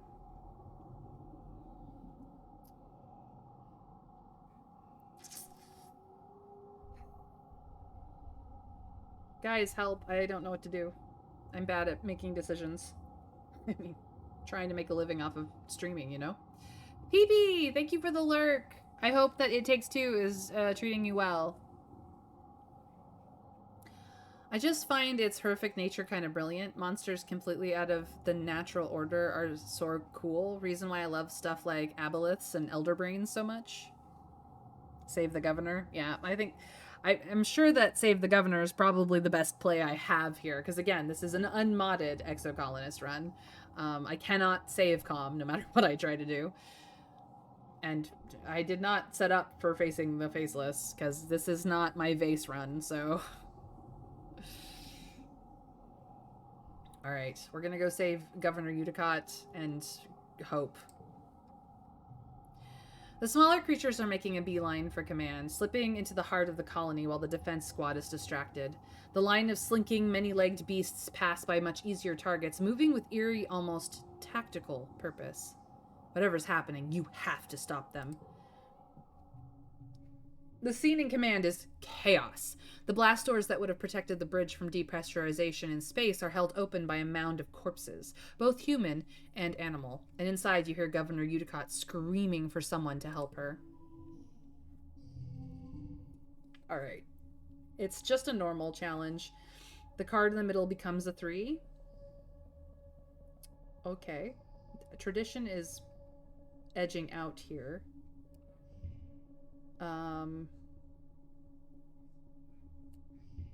Awkward. What do we do? I think we do this. I know it becomes a 3, but we can make up for it by doing this. Still makes it a 2. Interesting. Maybe not. Maybe we do this instead. No. I can't do 5, 4, 3 because that 3 is in the middle. I just think this is going to be a disappointing thing anyway. So next round, we will have a little more play here because this now becomes a 3, which is fine. If we make this a pair of 3s, we're even better. Then we'll do a pair of 5s. Yeah. This is good. Excellent. That's a pretty good round. Solid round. Okay. So we're definitely doing 6s here. I kind of wish I had a different... I mean, that then becomes a 3. I don't have a 5. It would be nice if this was 5, 4, 3, because, like, I can make this a 5, but only if I don't do that. So actually... I can do this for straight. Stop it. But then, like, that doesn't become a straight anymore because of this card. I can make it a pair, of course, which is also pretty decent. And super gold. So I think this is where we end that. Because, yeah, this is just slightly more points. No straights because it has to be high number to low number in the other direction. I really don't like that it's directional straights, because otherwise I could totally have a non-directional straight right now. Like, if this was here, it should be a straight. This is 6, 5, 4 or 4, 5, 6. Like, why is it not? Why is it directional straights? I don't understand. Whatever. It's my only minor critique. Excellent. The amount of death the creatures cause here is truly horrific. I know the planet is just trying to get rid of humans because they see them as trying to destroy and take over the ecosystem, but the colonists hadn't even done much yet, and it describes human corpses as filling the hallways. Actually, it describes human corpses as filling a doorway to keeping it open, so it's actually less death than you're imagining, Plague, but it's still more death than should happen. Invert the 5 cards? No. See, because whatever happens in this slot becomes a 3, and this card is making it a 5.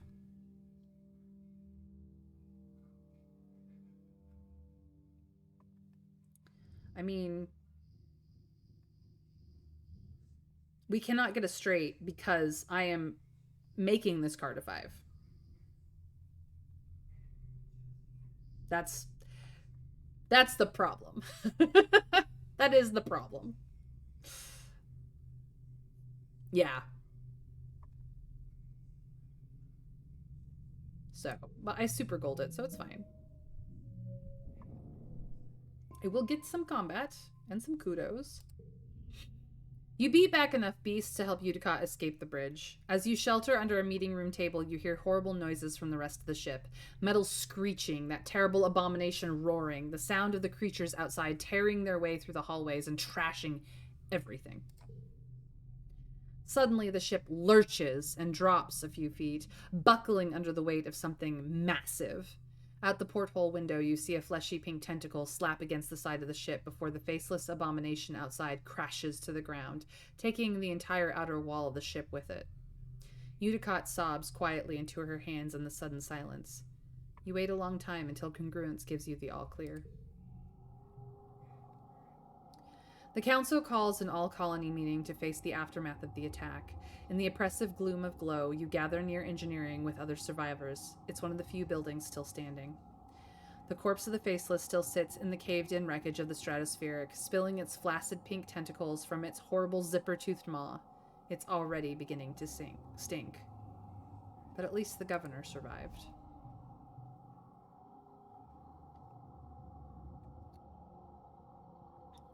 Why is it only straights in one direction? So you need to plan more, and so that one slot becomes the specific card is more difficult to deal with. I am aware that it is there for the difficulty factor, Plague, but I'm like annoyed by it all the same.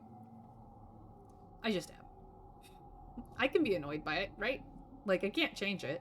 I'm not a modder, but it would make the card puzzle easier.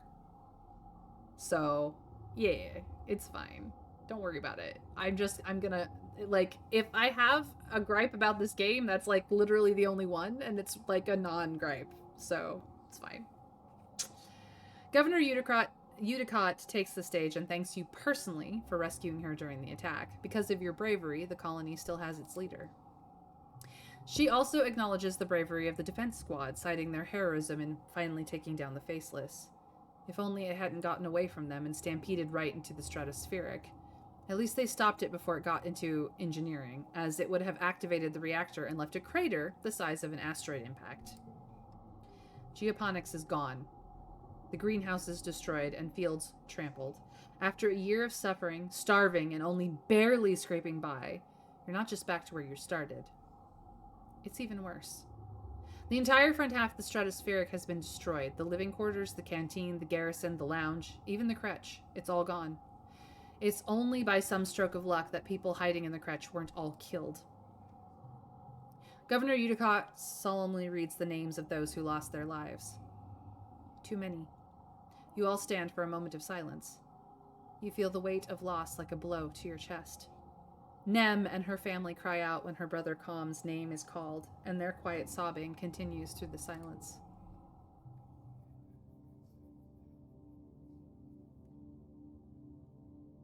Nah, you're good, Plague. It's all good. It's all good. I'm well aware. I understand that autism be autisming. I know the answer. I just want to gripe about it. It's fine.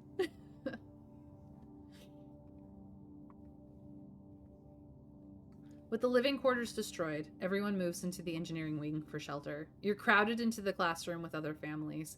The adults try to make it seem like a sleepover, but you're still so shaken. Tammy doesn't return to the classroom. The little one's got out okay, but she's still in the med bay and will be for a while. Nem cries about her brother and screams at anyone who tries to comfort her. Eventually, you just ignore her grief, as painful as it is to hear her sobbing at night.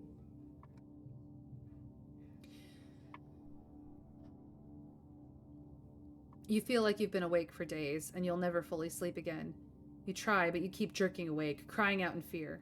Eventually, you fall asleep sitting up, held in your father's arms. Your sleep is fitful, but mercifully dreamless. So we rest. For now.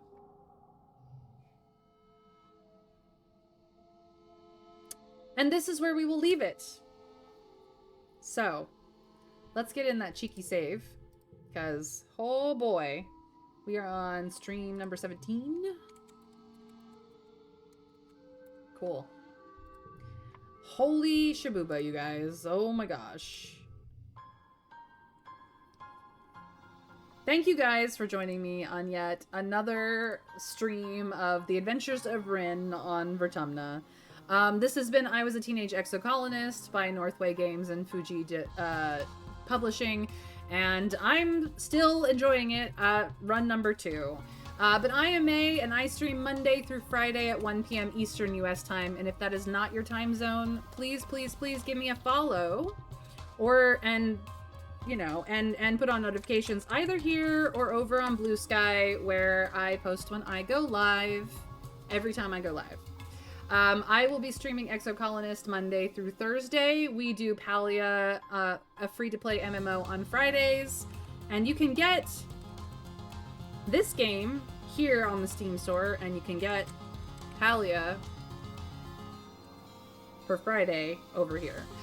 Needless to say, I also have a YouTube. So if you have missed any of my first run or what has happened in the second one, the playlists are there for you anytime, day or night, whether you're cooking, cleaning, working, just need some company in the background, whatever. It's there for you. It's how I give back to my community for supporting me here. And YouTube is free. I make no money over there. I'm just trying to make sure you guys have a way of keeping up to date or checking out what else I have streamed. So it's all there for you. All right. I also raid my friends after stream. So if I don't have a friend to raid, I will go make a friend to raid. But I'm pretty sure my friend Psycho Phoenix, yep, is still streaming It Takes Two. Let's see here. I have some other people we could go check out. How many choices do I have? I have a couple of people. But we're gonna go raid Psycho Phoenix. She's a very sassy British lady who I love and adore. And I hope that you guys will go give her all of my love when you get there. But this is it for me today. I hope the rest of your Monday is as fantastical as mine has been with you here. And I hope that I will see you again tomorrow for more I Was a Teenage Exocolonist. But until then, we raid in 3, 2, 1. Bye, everyone. Bye.